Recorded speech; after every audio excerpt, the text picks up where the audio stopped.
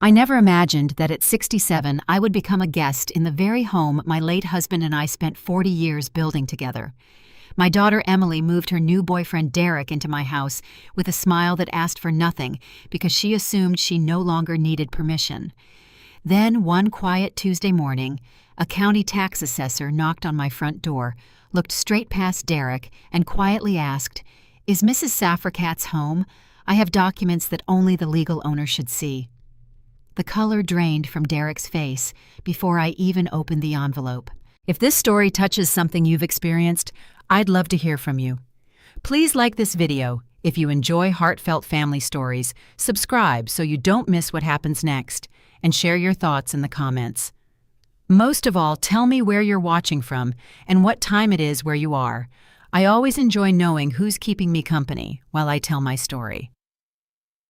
Before all of this happened, before my daughter looked me in the eye and treated my home like an inconvenience standing in her way, my life had been quiet. Not perfect, not glamorous, but quiet. My name is Safra Catz, and for almost 40 years that little two-story house on Ashbury Lane in Columbus, Ohio, was the center of my world. It had white siding, dark green shutters, a brick walkway my husband Thomas laid himself one summer when he still believed his knees would last forever, and a maple tree in the front yard that turned the most beautiful shade of gold every October. Thomas used to say the tree looked like it was holding sunlight in its hands. That was the kind of man he was. He noticed things, small things. The sound of coffee dripping before sunrise, the way the kitchen smelled after I baked cinnamon bread, the way our daughter Emily used to run down the hallway in her socks, sliding across the hardwood floor like she was skating in the Olympics. We bought that house when Emily was 6 years old. Thomas had been working for the city's transportation department, and I had just started as an administrative assistant at a public high school. We were not rich people. We clipped coupons, waited for sales, drove cars, until the repair bills became embarrassing, and saved little by little. But that house was ours.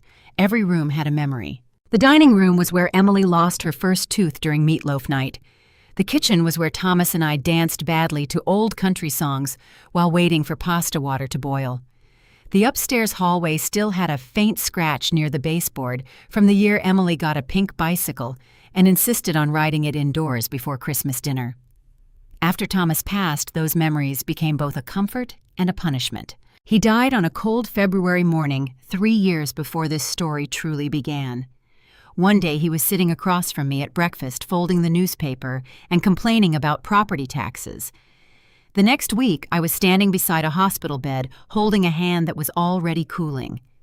A widow learns quickly that silence has weight. The first month after the funeral, I kept expecting to hear him, his slippers shuffling down the hallway, his spoon tapping against his coffee mug, his voice calling from the garage asking where I had put something he had definitely put somewhere himself. But the house stayed silent. Emily came around often at first. She brought casseroles, sat with me through church friends' visits, helped me sort sympathy cards into little piles. She cried in my arms more than once and said, "I don't know what I'll do without Dad." Back then I believed grief had brought us closer. Emily was my only child. That made everything between us feel heavier. When she was happy, I felt blessed. When she was hurting, I felt responsible even when I knew I should not. A mother can understand something with her mind and still disobey it with her heart. After Thomas died, Emily's life began falling apart too. Her marriage to Mark Brooks had been shaky for years, though she had tried to hide it. I knew from the way her smile tightened when his name came up. I knew from the way she stopped inviting him to family dinners. I knew from the way Lily, my granddaughter, started spending more weekends with me than usual, carrying a backpack and pretending she just missed my pancakes. By the time Emily finally told me she and Mark were divorcing, I was not surprised. I was sad for her, sad for Lily, but not surprised. Emily sat at my kitchen table that evening, with red eyes and a coffee mug she never drank from. She was 42, then still beautiful in a tired way, with the same brown eyes she had as a child, and the same habit of twisting a napkin when she was nervous. "Mom," she said, "I feel like I failed at everything." I reached across the table and covered her hand with mine. "No, sweetheart," I told her. "A marriage ending doesn't mean your life is ending." She nodded, but she didn't believe me. I could see that. Shame had already settled over her like a coat. The divorce drained her. Emotionally first, then financially. Mark fought over everything. The house they had rented, the car payments, school expenses for Lily. Emily had worked part-time at a dental office for years, but after the divorce, part-time was not enough. She picked up more hours, then lost them when the office changed management. Every phone call from her seemed to begin with a sigh and end with her saying, "I'll figure it out." Then came the call I should have expected. It was late September, raining hard enough that water tapped against my kitchen window like fingernails. I had just finished washing my dinner plate when the phone rang. Mom Emily's voice cracked before she said anything else. My whole body tightened. What happened? There was a pause, then a breath, then the words came tumbling out. Her lease was ending. The landlord was raising the rent. She was behind on bills. Lily needed stability. Emily said she only needed a few weeks, just enough time to get back on her feet, find a better job, save for a deposit. "I hate asking," she whispered. "I really do. But could Lily and I stay with you for a little while?" I did not hesitate. That is the part I have replayed in my mind many times. I did not ask enough questions. I did not set enough rules. I did not protect the quiet life Thomas and I had built. I simply heard my daughter crying, and I opened the door. "Of course," I said. "You come home." For the first few weeks, it felt almost sweet. Lily took the guest room upstairs, the one with the blue quilt, and the shelves full of books Emily had loved as a girl. Emily slept in the smaller room across the hall, the room that had once been Thomas's little office before he moved his paperwork downstairs. The house came alive again. There were shoes by the door, cereal boxes on the counter, Lily's school papers spread across the dining table, Emily's laundry humming in the dryer. At night, I could hear quiet footsteps above me, and instead of feeling annoyed, I felt grateful. I cooked more than I had in years. Pot roast, chicken soup, baked ziti, pancakes on Saturday mornings. Lily would sit at the counter telling me about school and rolling her eyes in that gentle teenage way when I asked too many questions. Emily seemed grateful then. She hugged me in the hallway one morning and said, "I don't know what we'd do without you, Mom." Those words warmed me, maybe too much. Because when someone you love has been distant, one tender sentence can make you forget a dozen warning signs. At first, the warning signs were small. Emily stopped saying your house and started saying the house, then home. Then once, while speaking to Lily, she said, "When we get things settled around here. Around here." I noticed it, but I told myself not to be sensitive. She was stressed. She was trying to make Lily feel secure. A woman going through divorce needed dignity, not correction, over every little phrase. Then she began rearranging things. Nothing dramatic. A lamp moved from the living room to the hallway. Thomas's old magazines thrown out without asking. My pantry reorganized because Emily said it was impossible to find anything. A new throw blanket on my sofa, one I had not chosen in a color I did not like. I remember standing in the kitchen one afternoon looking at my spice cabinet after Emily had alphabetized everything. It was helpful, I suppose, sensible even. But my hand hovered in the air because I could not remember where she had put the paprika. That was the first time I felt like a visitor in my own kitchen. Still, I swallowed it. Family, I told myself, requires patience. Then one Sunday after church, Emily mentioned him. She waited until Lily had gone upstairs, and I was rinsing coffee cups at the sink. "There's someone I've been seeing," she said. I turned surprised. "Oh." She smiled in a way I had not seen in a long time. Not peaceful exactly, more like hopeful and nervous at once. "His name is Derek Lawson. He's kind, he's smart. He's been through a lot, too." I dried my hands slowly. "How long have you known him?" "A few months." "A few months? During a divorce? During bills and moving boxes and tears at my kitchen table?" I kept my voice gentle. "That seems quick, sweetheart." Her smile faded. "I knew you'd say that. I'm not judging you." "Yes, you are." The words stung because they came so fast, as if she had been waiting for a reason to be hurt by me. I walked over and touched her shoulder. "I just want you to be careful." Emily looked away toward the hallway, toward the framed photo of Thomas holding Lily as a baby. "Derek makes me feel like I'm not broken," she said quietly. And there it was, the sentence that made me soften when I should have stayed alert. because what mother can hear her daughter say she feels broken and not want to hand her anything that might make her whole? So I asked about him.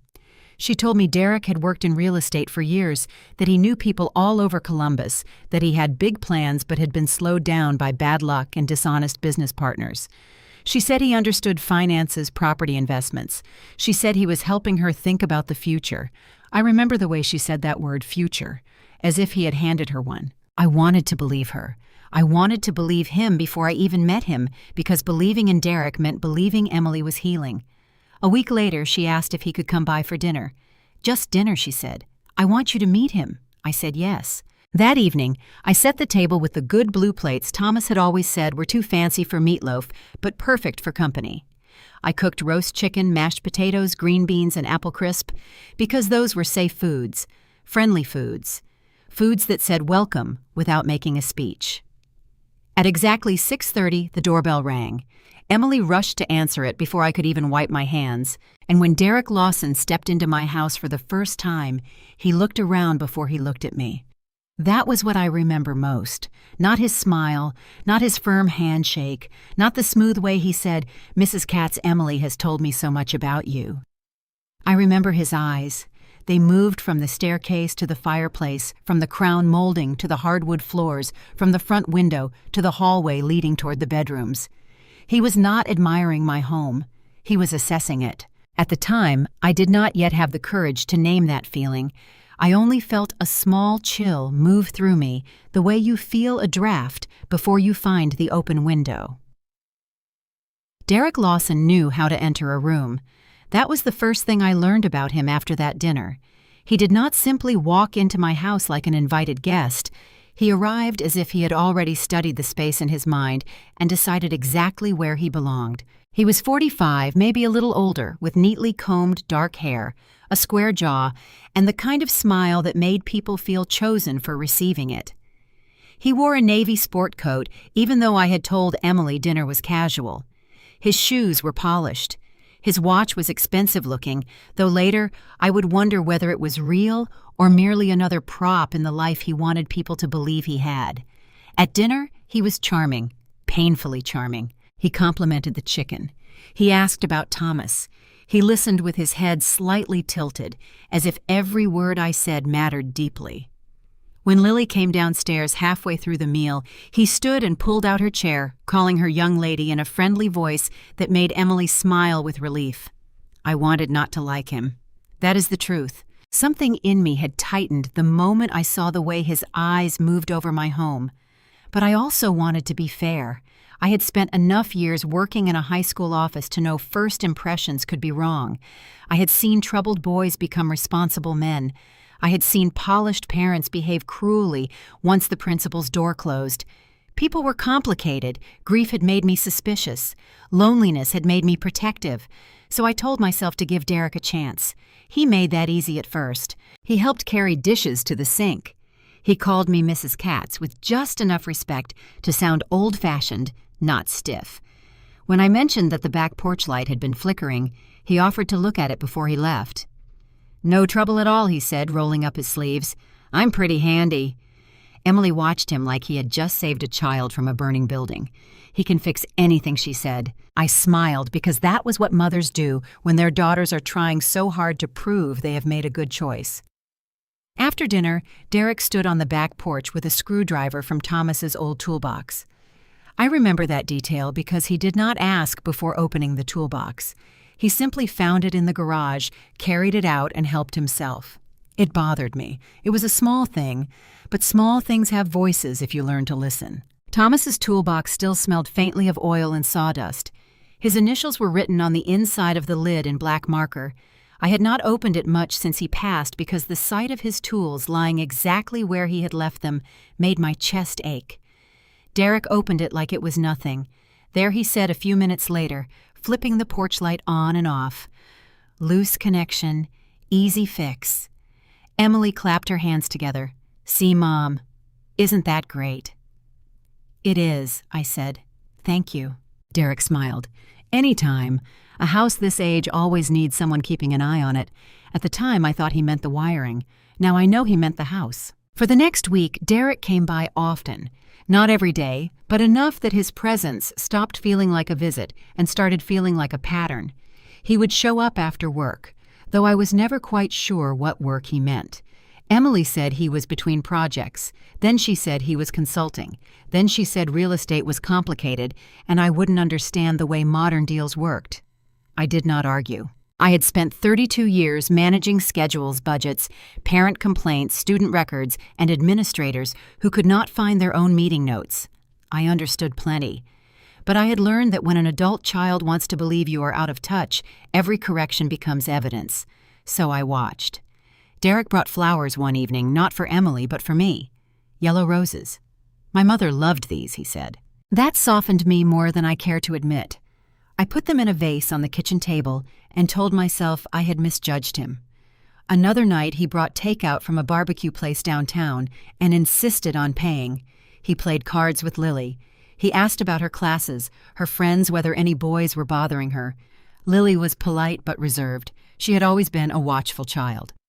After he left that night, Emily came into the kitchen glowing. Lily likes him, she said. She was polite. That's how she likes people. I did not answer. Emily leaned against the counter, arms crossed. You're looking for something wrong. I'm not. You are Mom. I can feel it. I dried a plate and placed it carefully in the cabinet. I'm trying to know him. No, she said. You're trying to protect me from a mistake I haven't made. That sentence ended the conversation because there was no answer that would not sound like an accusation. The following Friday, Derek stayed late. Too late. It was nearly midnight when I woke to the sound of voices downstairs. I put on my robe and stepped into the hallway. A strip of light showed beneath the guest room door, but Lily's room was dark. Emily's laughter floated up from the living room, soft and girlish, in a way I had not heard for years. I should have gone back to bed. Instead, I walked downstairs. Derek was sitting on my sofa with his shoes off, one arm stretched along the back cushions. Emily sat close beside him, her knees tucked under her. 2 wine glasses sat on my coffee table without coasters. Oh, Emily said when she saw me. Mom, did we wake you a little? Derek stood quickly, though not quickly enough to hide how comfortable he had been. I apologize, Mrs. Catz. Lost track of time. It's late, I said. Emily's face hardened slightly. We were just talking. I understand. But Lily has school activities tomorrow and sound carries. Derek gave a gentle nod. Absolutely. I should head out. Emily looked disappointed, and I felt like the villain in a story no one had explained to me. The next morning she barely spoke during breakfast. By Sunday she had recovered enough to make her next request. Derek's apartment has a plumbing problem, she said while I was folding towels in the laundry room. I paused. What kind of plumbing problem? I don't know, pipes, water damage. The landlord has to repair it. For how long? A few days. I looked at her. She did not meet my eyes. Emily, what are you asking me if Derek can stay here? She picked up a towel and folded it badly. Just for the weekend. Maybe until Wednesday. He doesn't really have anywhere else comfortable to go. Comfortable. That word stayed with me. Not safe. Not necessary. Comfortable. I thought of Thomas's toolbox, Derek's shoes off on my sofa, his eyes moving over the rooms. I don't think that's a good idea, I said carefully. Emily's mouth tightened. Why? Because you and Lily are already staying here. We're still adjusting. Having another adult in the house changes things. He's not some stranger. He is to me. Her eyes flashed. That's unfair. No, sweetheart, it's honest. She threw the towel onto the dryer. You told me I could come home. You could. You and Lily. So I'm only welcome if I'm alone and miserable. The words hit exactly where she aimed them. I felt my resolve weaken. That is not what I said. It's what you mean. It was not, but she was crying by then and I was tired. Tired of being careful. Tired of standing between love and boundaries as if one had to destroy the other. Tired of being the mother who had to say no when her daughter already felt rejected by life. So I compromised. One weekend I said, through Wednesday at the latest. Emily hugged me so fast I barely had time to breathe. Thank you, Mom. You won't regret it. But I did. Not immediately. That is how people like Derek work. They do not take over all at once. They move one object, one habit, one rule at a time until the place you knew becomes unfamiliar, and somehow you are the unreasonable one for noticing. Derek arrived that evening with 2 duffel bags. 2, for a weekend plumbing problem. I stood in the front hall and looked at them. "Looks like you packed plenty," I said. He laughed easily. "I'm a planner. Occupational hazard." "What occupation is that exactly?" I asked. Emily shot me a look. Derek did not miss a beat. "Real estate development mostly. Property consulting. Some investment work. It sounds fancier than it is." I noticed he had answered without answering. He carried 1 bag upstairs and 1 into the garage. The garage, I asked. "Just some files and equipment," he said. "I don't want to clutter your living space." "Your living space. Not your house. Your living space." Again, small words, small alarms. By Wednesday, Derek's landlord had apparently discovered more damage. By Friday, the repair crew had been delayed. By the next Monday, Emily said the apartment had mold. Derek never showed me a photo, never mentioned a hotel, never seemed especially upset about being displaced. He settled. His shaving kit appeared in the upstairs bathroom. His jacket hung on the hook by the back door where Thomas's old coat used to hang. His preferred coffee showed up in my pantry. He changed the thermostat without asking because he said older homes hold heat unevenly. He began parking in the driveway, forcing me to park a little farther back near the curb. The first time I found him in Thomas's downstairs office, I stopped in the doorway. That room had been left mostly untouched. A sturdy oak desk, 2 filing cabinets, a leather chair worn soft at the arms, framed photographs of Thomas with city coworkers at retirement lunches and church fundraisers. After he died, I paid bills there sometimes, but mostly I kept the door half closed. Derek was sitting at the desk, Thomas's desk. His laptop was open. Papers were spread across the surface. One of Thomas's old pens was in Derek's hand. "What are you doing?" I asked. He looked up with a smile too calm to be innocent. "Emily said I could use this room for a few calls. Better Wi-Fi down here." I turned to Emily, who was standing near the bookshelf with a guilty expression. "It's just temporary, Mom. That was your father's office." Her face softened for a second, but Derek spoke before she could. "I completely understand. I lost my father, too. Spaces hold memories." He closed the laptop halfway. "I meant no disrespect. The right words, always the right words." But he did not get up. That was what mattered. He apologized, but he stayed seated.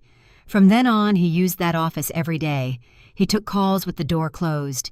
He moved Thomas's photo from the desk to the bookshelf, saying he was afraid he might knock it over. He brought in a printer, then a second monitor, then a black filing box with a lock on it.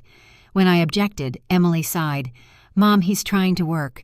In your father's office. It's not a museum." I stared at her. She looked away ashamed for half a second. Then Derek came up behind her and placed a hand on her shoulder. The hardest part about losing control of your own home is that it rarely happens in one dramatic moment. No one walks in one morning and announces, "This house belongs to me now." Instead, it happens in dozens of little moments so small that taken by themselves, they seem almost silly to complain about. By the time you realize they all fit together, you've already given away more than you intended. That autumn, I began waking earlier than everyone else. It wasn't because I couldn't sleep. It was because the mornings were the only hours when my house still felt like mine. At 5:30, before the coffee maker started bubbling downstairs, before Emily's bedroom door opened, before Derek came downstairs talking into his phone, there was still silence. I treasured that silence. I would wrap my hands around my favorite blue mug stand at the kitchen window and watch squirrels chase each other across the maple tree Thomas had planted nearly 30 years earlier. Those quiet mornings reminded me of who I had been before everything became complicated. Unfortunately, they didn't last long.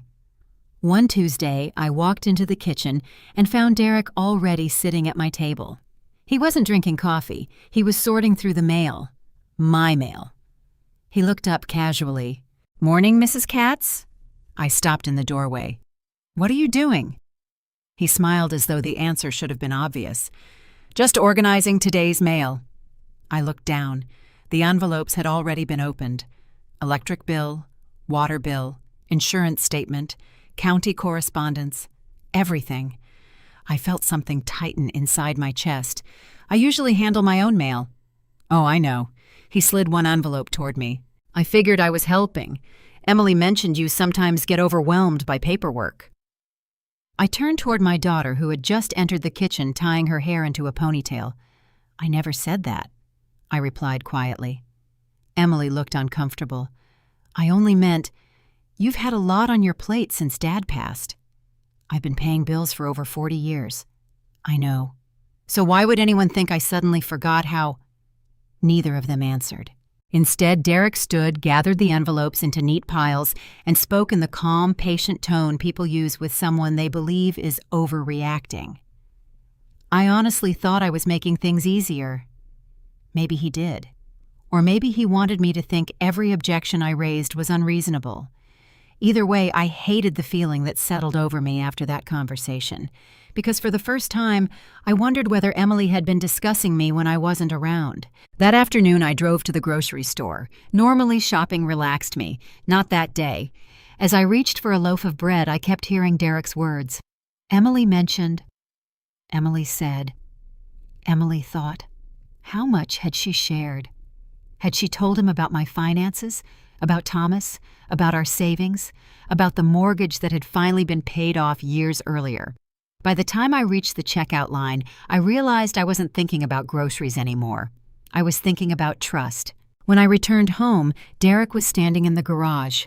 Thomas's garage. Every tool had a place. Every shelf had been labeled in Thomas's handwriting years ago. I had never changed it. Derek was moving things around. This shelf makes more sense over here, he explained. I set my grocery bags down. Please don't. He looked genuinely surprised. I'm just organizing. My husband organized this garage, but he isn't. He stopped himself. Too late. The sentence hung in the air. But he isn't here anymore. He didn't have to finish it. We both knew how it ended. For several long seconds, neither of us spoke. Then he cleared his throat. I apologize. I nodded once.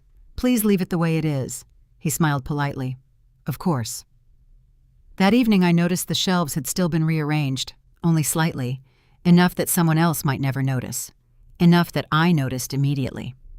The wrench Thomas always kept beside the workbench had moved. His gardening gloves had disappeared into another cabinet. The flashlight by the garage door had been relocated. Little things. Always little things. The following week, Derek began talking about improvements. You know, he said over dinner, this kitchen would really benefit from an island. Emily laughed. I've been saying that forever. It would also increase resale value. I nearly dropped my fork. I'm not selling. Oh, I know. He smiled again. I'm just speaking hypothetically. Everything with Derek was hypothetical. Hypothetically moving furniture. Hypothetically renovating. Hypothetically increasing property value. Hypothetically discussing ownership. Each conversation ended before it became an argument, but every conversation planted another seed. One Saturday morning, I walked outside to water my flowers. I nearly didn't recognize my own front yard. The flower pots had been moved. The porch chairs had changed places. Even the welcome mat was different. Emily stepped outside carrying another decorative planter. What happened? She smiled. We're freshening things up. Derek had some ideas. I looked around slowly. Without asking me, Emily sighed. Mom, it's only decorating. It was my decorating. Now it's ours. She said it so naturally. Now it's ours. I don't think she even realized what she'd admitted. I stared at her. She shifted awkwardly. You know what I meant. I do. And that frightened me more than if she had shouted, because she truly believed it.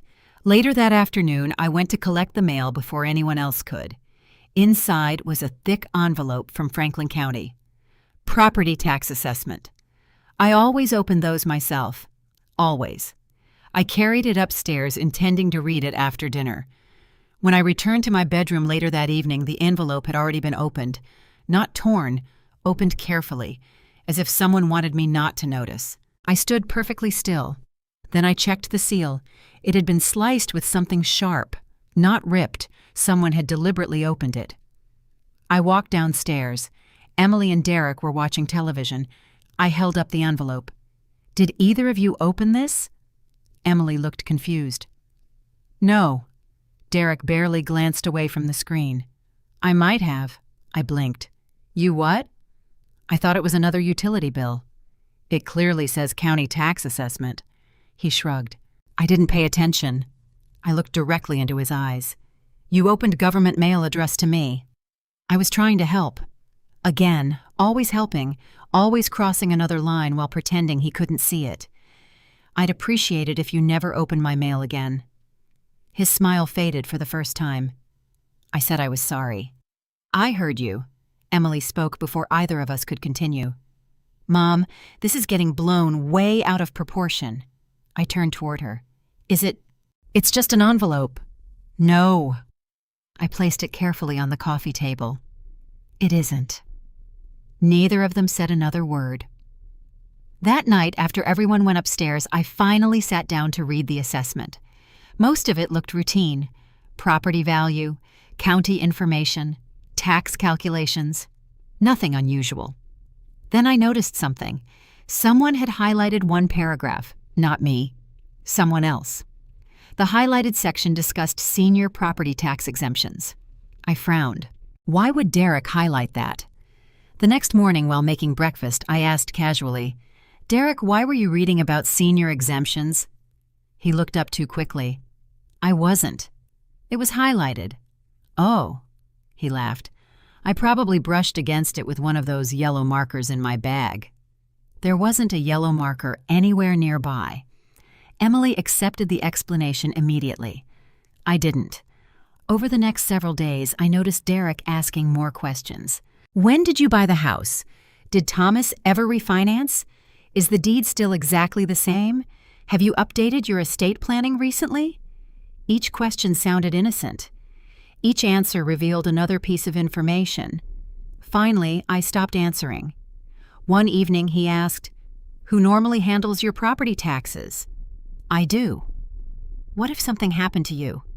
I imagine my attorney would know what to do. His expression changed ever so slightly, only for a second. Then he smiled again. Smart.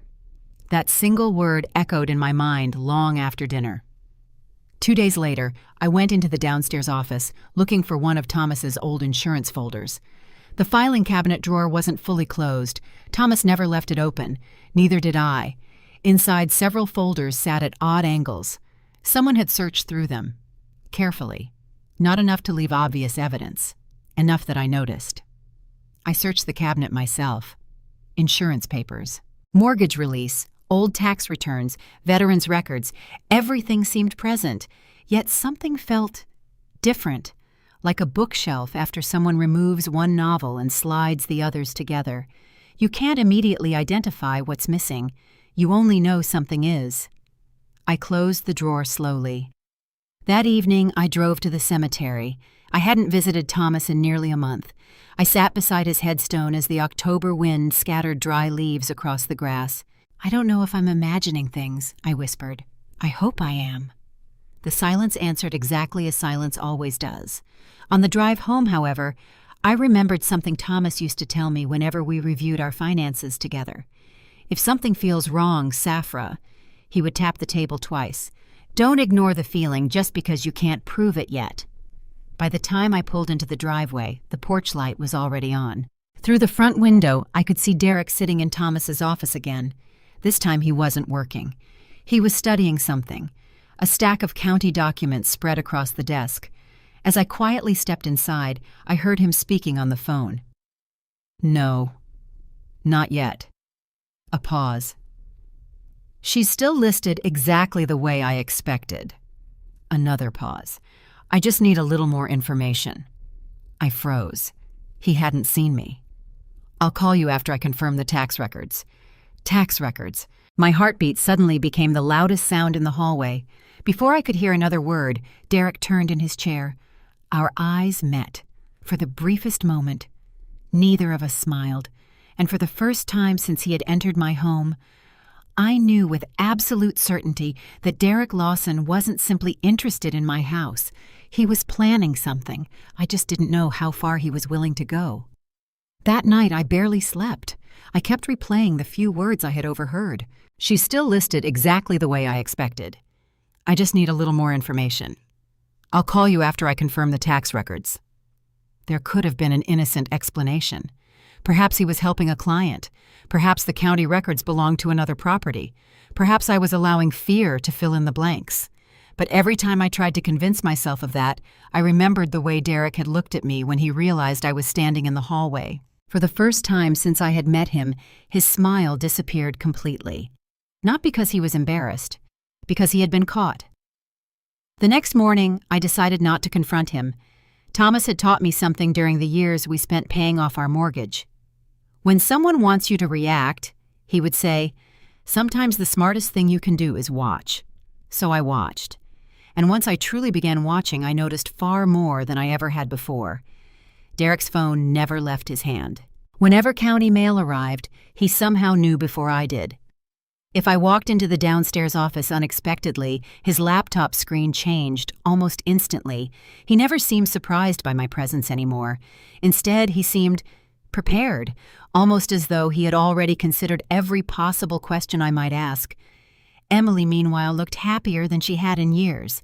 That should have comforted me. Instead, it broke my heart. She laughed more. She wore brighter colors. She spoke about new beginnings. Every conversation somehow circled back to the future, our plans, our opportunities. The word "our" appeared everywhere. Only I wasn't included in it. One Saturday afternoon, our next-door neighbor, Carol Simmons, stopped by with a basket of zucchini from her garden. Carol had lived beside us for 27 years.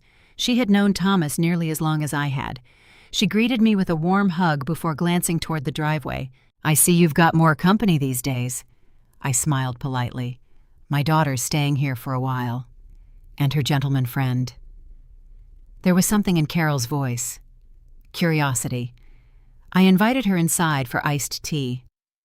Emily and Derek happened to be in the backyard setting up a new patio umbrella neither of them had asked me about. Carol watched through the kitchen window. "They certainly keep busy." "They do." She hesitated. "I hope you don't mind me asking something." "I've known you too long to mind." She lowered her voice.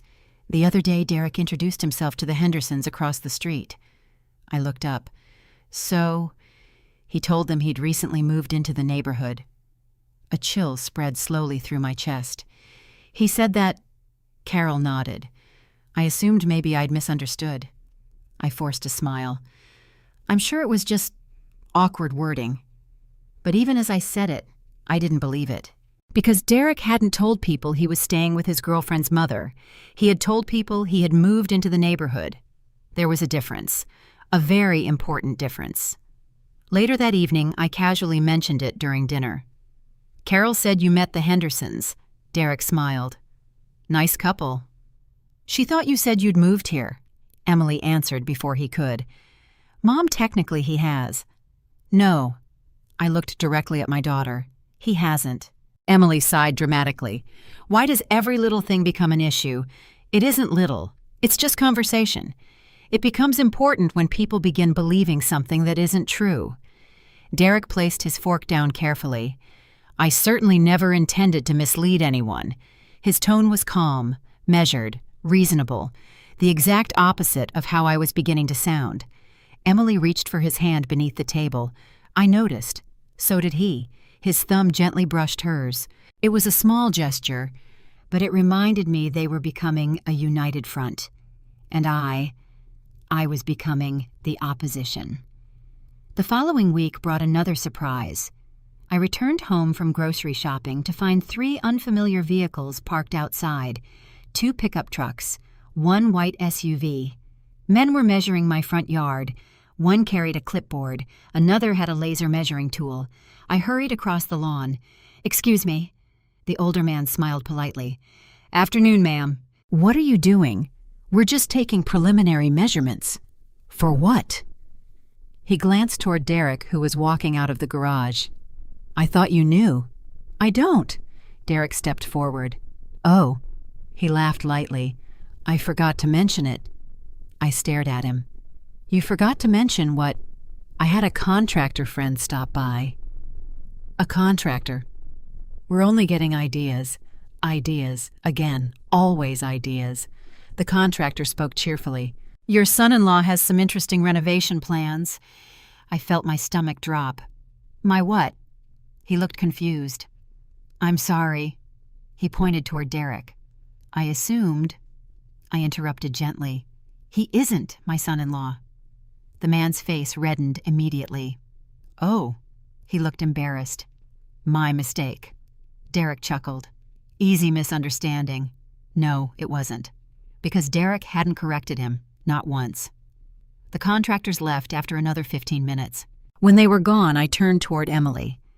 You invited people to inspect my property without asking me. They weren't inspecting. They were measuring. They were only giving Derek estimates. For renovations. Emily folded her arms. The kitchen could use updating. I don't want it updated. The bathrooms are outdated too. I don't want those updated either. She looked genuinely frustrated. Mom, why are you fighting improvements? I'm fighting strangers making decisions about a house that isn't theirs. Silence. Then Derek spoke. Nobody's making decisions. I faced him. Then why are contractors calling you the homeowner? He smiled. I never told them that. But you never corrected them. I didn't think it mattered. It matters to me. His expression hardened almost imperceptibly, only for a heartbeat. Then the smile returned. Fair enough. That evening, I walked through every room in the house. Not because anything had changed, because I needed reassurance that it still belonged to me. Thomas's photograph still hung over the fireplace. Our wedding picture still sat in the hallway. The grandfather clock still chimed every hour. Yet something felt shifted, as though ownership wasn't only legal, it was emotional. And emotionally, I was losing ground. 3 days later, another uncomfortable moment unfolded. Emily invited several friends over for wine, women from work, neighbors, a few people I barely knew. I stayed upstairs reading for most of the evening. Eventually, I came down to refill my tea. As I entered the living room, I heard Derek speaking. Once we get everything settled, we'll probably modernize the downstairs. One of the women smiled. That's exciting. Another asked, How long have you two lived here? Emily answered. Not long. Not long, lived here. Nobody corrected the sentence. Nobody looked toward me. I stood in the doorway holding my empty mug, invisible. One of Emily's friends finally noticed me. Oh, she smiled warmly. You must be Derek's future mother-in-law. Emily laughed. Derek laughed. Even I smiled politely. But inside, something cracked. After the guests left, I quietly washed the wine glasses. Emily entered the kitchen. You disappeared. I didn't want to interrupt. You could have joined us. I don't think anyone noticed I wasn't there. She frowned. That's not true. I dried another glass. They think you and Derek live here. She shrugged. We do. You live with me. Mom. No. I set the towel down. There is a difference. She rubbed her forehead. Why are you obsessed with words? Because words become beliefs. She stared at me. I continued quietly. First you're staying here. Then you're living here. Then people assume Derek owns the place. Eventually everyone forgets whose house this really is. Emily's face hardened. You sound paranoid. The word hit harder than she realized. Paranoid. Not concerned. Not observant. Paranoid. I looked at my daughter for several seconds. When did you stop believing me? Her expression softened. I believe you. No.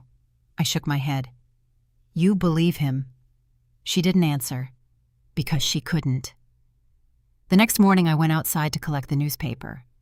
Across the street, Mr. Henderson waved. Morning, Safra. Morning.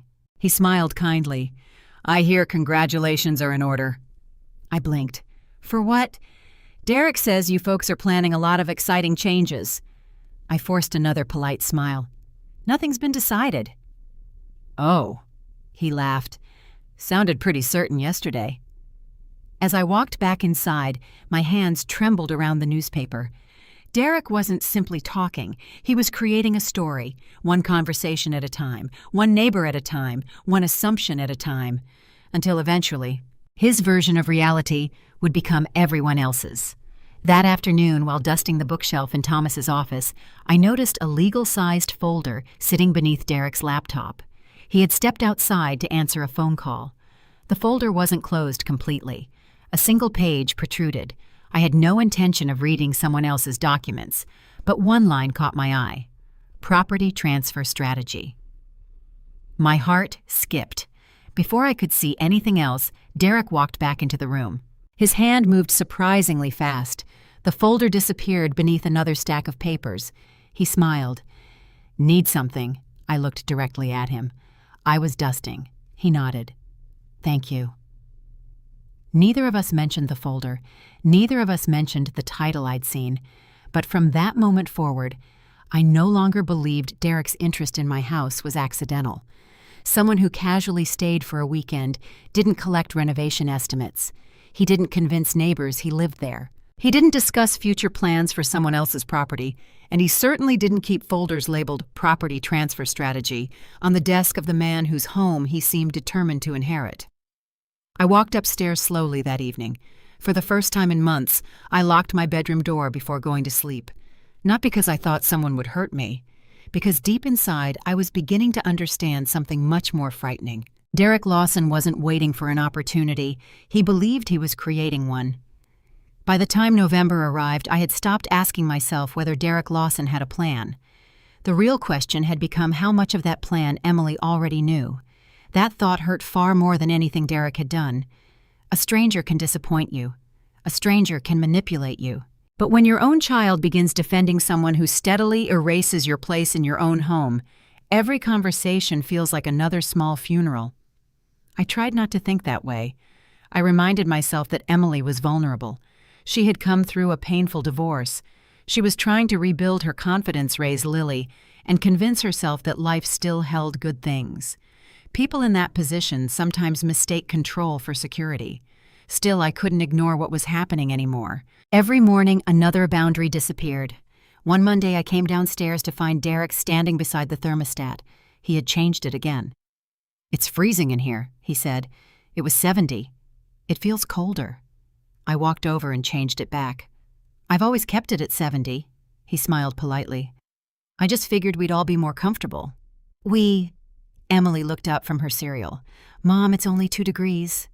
"It isn't about 2 degrees, she sighed. "It never is." No, it wasn't. Because the thermostat wasn't the issue. The issue was that Derek never asked. He decided. That same afternoon, I opened my pantry to prepare dinner and found that nearly every shelf had been rearranged again. My canned soup, my baking supplies, Thomas's favorite coffee mug, which I always kept on the second shelf. Everything had moved. Emily walked in carrying grocery bags. "Oh," she smiled. "Derek reorganized while you were shopping." I stared at the shelves. "I've lived here for 40 years. I know.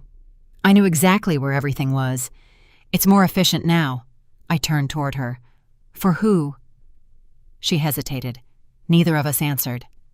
That evening, after everyone had gone upstairs, I quietly put everything back exactly where it belonged. Not because the new arrangement was bad, because I needed one corner of my life that still reflected me. The next morning, I discovered someone had changed it back. I didn't ask who. I already knew. The message was clear. My decisions no longer lasted. A few days later, something happened that unsettled me even more. I had gone downstairs looking for the folder that contained Thomas's military discharge papers. Robert Hughes, our longtime attorney, had once told us never to lose the originals. They were always kept in the bottom drawer of the gray filing cabinet. The folder was gone. I searched every drawer. Nothing. I checked the bookshelf. Nothing. Finally, I found it sitting on Derek's desk, half open, beside his laptop. I picked it up just as he entered the room. "Oh," he said casually. "I was looking through some records." I stared at him. "Why, I was trying to understand how organized everything is." "My husband's military records aren't part of your organization." "They were mixed with property documents." "No, they weren't." He shrugged. "Maybe I grabbed the wrong folder." Maybe. That word had become his favorite hiding place. Maybe. Maybe I misunderstood. Maybe it was an accident. Maybe he forgot. Maybe he meant well. There was always another maybe. I carefully returned the folder to the filing cabinet. Then I did something I hadn't done in years. I locked the drawer. When Thomas was alive, we almost never locked anything inside the house. We trusted each other completely. Now, as I slipped the small brass key into my pocket, I felt as though I were admitting something I had desperately hoped wasn't true. I no longer trusted the people living under my roof. That realization stayed with me all afternoon. Later that evening, Lily knocked gently on my bedroom door. "Grandma, come in." She stepped inside, carrying her homework backpack. At 14, she had grown taller than her mother had been at that age. She still had Emily's eyes, but Thomas's quiet way of observing people. She closed the door behind her. "Can I ask you something?" "Always." She sat carefully on the edge of the chair by my window. "Are you okay?" I smiled. "Why would you ask that? You seem different." Children notice more than adults think. "I'm just tired." She looked unconvinced. After a long silence, she spoke again. "I don't really like Derek." I looked at her carefully. "You don't?" She shook her head. "I tried." "Why? He always wants to know where things are." "What kinds of things?" She shrugged. "Paperwork." "What kind of paperwork?" "I don't know. He asks weird questions." My heartbeat quickened. "What questions?" "He asked if Grandpa left you everything." I stayed very still. "What did you tell him?" I said I didn't know. She looked embarrassed. "I really don't." I reached across and squeezed her hand. "You answered exactly right." She hesitated again. "Grandma?" "Yes. I think he goes through your office when you're gone." I didn't respond immediately. "What makes you think that?" "I've seen him." "When?" "Lots of times." My stomach tightened. "He closes the door when he hears people coming." I forced myself to stay calm. "Did you tell your mom?" She nodded. "She said Derek was just helping organize paperwork." Helping, again. Lily lowered her voice. "I don't think that's what he's doing." Neither did I. Before leaving, she stopped at my bedroom door. "I just wanted you to know." After she left, I sat quietly for a very long time. I had spent weeks wondering whether my instincts were becoming unreliable, whether grief had made me suspicious, whether loneliness had exaggerated ordinary events. Now I knew I wasn't imagining everything. Someone else had noticed, someone with no reason to invent stories. The following Saturday brought another unpleasant surprise. I returned from the grocery store earlier than expected. The garage door was open. Inside, Derek was talking with someone I had never seen before, a younger man wearing a polo shirt embroidered with the logo of a local title company. The moment they saw me, both men stopped talking. Derek smiled immediately. "Mrs. Catz." The younger man extended his hand. "Nice to meet you." I didn't shake it. "I'm sorry." "Have we met?"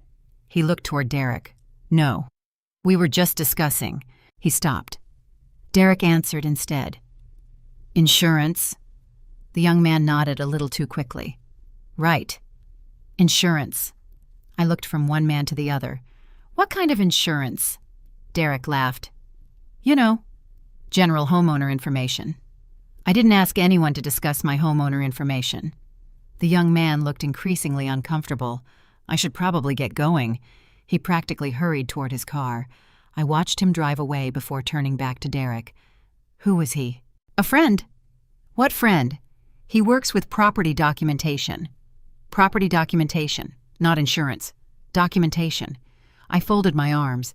"Why is someone who works with property documentation standing in my garage? You really are suspicious of everything lately." I stared at him. "You didn't answer my question." His smile disappeared. Only for a second. Then Emily walked outside. "What's going on?" I answered before Derek could. "I'm trying to find out why strangers connected to property records keep showing up here." Emily looked exhausted. "It was nothing." "How do you know?" Derek already explained it. "He explained it to you." She looked at me sadly. "You need to trust someone besides yourself." Those words stayed with me long after the conversation ended. Trust someone besides yourself. The irony almost made me laugh, because for 40 years I had trusted my husband. I trusted my attorney. I trusted my neighbors. I trusted my church. I trusted my daughter. Now everyone expected me to transfer that same trust to a man I had known for barely a few months. The next week, another piece of the puzzle appeared, completely by accident. I was vacuuming the downstairs office while Derek was taking a shower upstairs. His phone buzzed on the desk. I had no intention of looking. Then the screen lit up. One line appeared in large letters. Need confirmation on senior exemption before moving forward. No sender name, just the message. My hands froze on the vacuum handle. A second message appeared almost immediately. Once ownership questions are resolved, everything gets easier.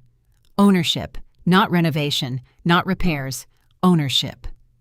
Before I could process another thought, footsteps sounded on the stairs. I stepped back immediately. The phone went dark. Derek entered the room drying his hair with a towel. He picked up the phone without noticing anything unusual. I looked directly at him. "Everything all right?" He smiled. "Of course." I nodded. "So am I." For the first time since he had entered my home, I lied. Because I had finally realized something important. Derek believed I was still reacting emotionally. He thought I was simply an elderly widow who felt protective of old memories.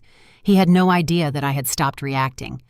I had started observing, and from that day forward, every strange question, every opened envelope, every missing document, every unexplained visitor, every conversation about taxes, every mention of ownership, became another piece of evidence. I still didn't know exactly what Derek Lawson intended to do, but I was absolutely certain of one thing. Whatever game he was playing, it had never been about helping my daughter. It had always been about my house. Once I stopped trying to convince myself that Derek's behavior was innocent, something unexpected happened. The fear slowly gave way to clarity. Not confidence, not yet, but clarity. Instead of wondering whether I was imagining things, I began asking myself a different question. If I were trying to take control of someone else's property, what information would I need? The answer came surprisingly quickly. Ownership records, tax records, estate planning, mail, signatures. Every strange thing Derek had done suddenly fit together like pieces of a puzzle that had been scattered across my kitchen table. Each piece alone had seemed harmless. Together they painted a picture I desperately wished wasn't real. I decided it was time to stop watching alone. The following Tuesday morning, after Emily left to take Lily to school and Derek disappeared downstairs with another one of his endless phone calls, I drove across town to visit Robert Hughes. Robert had been Thomas's closest friend for more than 30 years. The two of them had met during a neighborhood zoning dispute back in the early 90s. Robert had represented several homeowners, Thomas among them, and somehow the courtroom friendship had become family. When Thomas died, Robert stood beside me at the funeral. When the estate paperwork needed to be completed, Robert handled every document personally. More importantly, Robert never rushed me. He listened. As I walked into his office, he immediately stood. "Safra." He smiled warmly before noticing my expression. "Something's wrong." I nodded. "I need your advice." 20 minutes later, I had told him everything. The opened mail, the questions about taxes, the missing folders, the contractors, the neighbors, the visitors, the messages, the conversations about ownership. Robert didn't interrupt once. He simply listened while making a few handwritten notes. When I finished, he leaned back in his chair. "I have two opinions." "I'm listening." "The first," he folded his hands, "is legal. The second," he looked at me carefully, "is personal." I nodded. "Start with legal." He tapped his pen against the desk. "So far, I haven't heard evidence that anyone has successfully transferred ownership of your property." Relief washed over me. But there was always a but. "I have heard enough to believe someone is gathering information they have absolutely no business collecting." I swallowed. "You think I'm right?" "I think you're paying attention." That wasn't quite the same thing, but it was enough. "What should I do?" "The first thing." He smiled slightly. "Stop leaving sensitive documents where other people can access them." "I already locked the filing cabinet." "Good. What else?" "I want you to make copies of every important document. The deed, tax records, insurance, estate documents, everything." I nodded while mentally making a list. And keep one copy here. With you? Yes. Just in case. The words hung in the room. Just in case. Robert reached into a drawer and removed a business card. I also want you to start writing everything down. I already keep notes. Good. Dates. Times. Visitors. Conversations. The more detailed your records become, the harder they are to dismiss later. I stared at him. Later. He gave me a long look. I hope there won't be a later. But if there is, documentation matters. Before I left, Robert asked one final question. Have you changed your locks recently? I blinked. No. You may want to. They live there. I know. He paused. Do you know how many copies of your house key currently exist?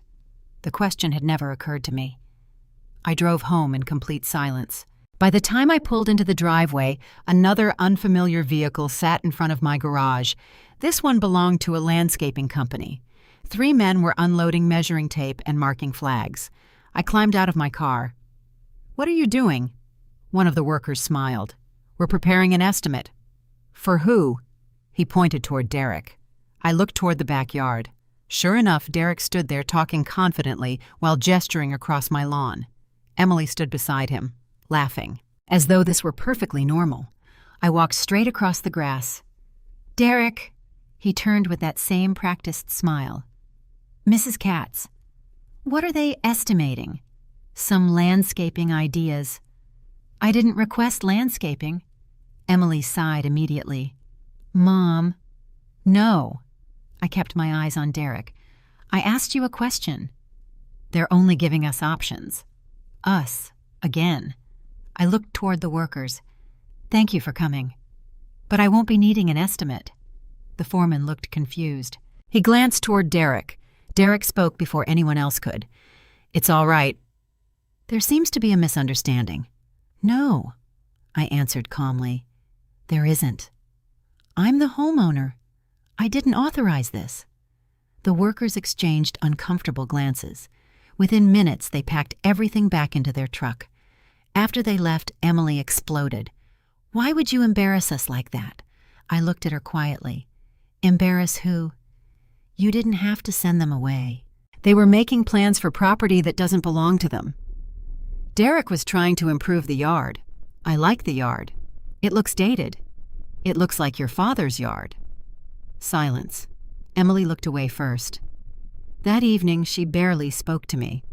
Derek, on the other hand, became even more pleasant than usual. He complimented dinner, asked whether I needed help washing dishes, even offered to carry groceries inside after my evening shopping trip. It felt rehearsed, like someone adjusting tactics after discovering the previous approach wasn't working. A few days later, Lily quietly knocked on my bedroom door again. Grandma, come in. She looked nervous. I found something.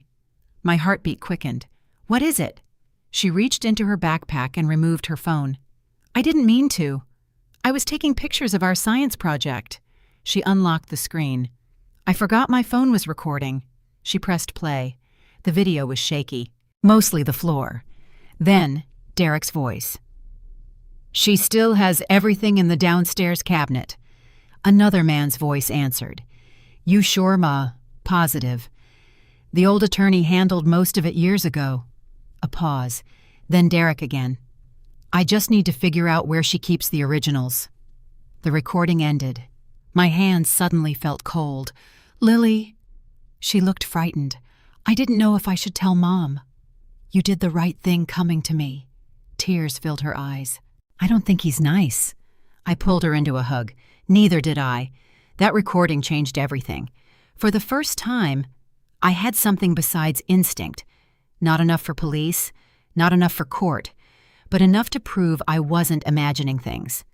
That evening, I copied the video onto a flash drive. The next morning, I drove back to Robert's office. He watched the clip twice, then once more without speaking. Finally, he looked at me. This is important. You think so? Very. He's actively searching for original legal documents.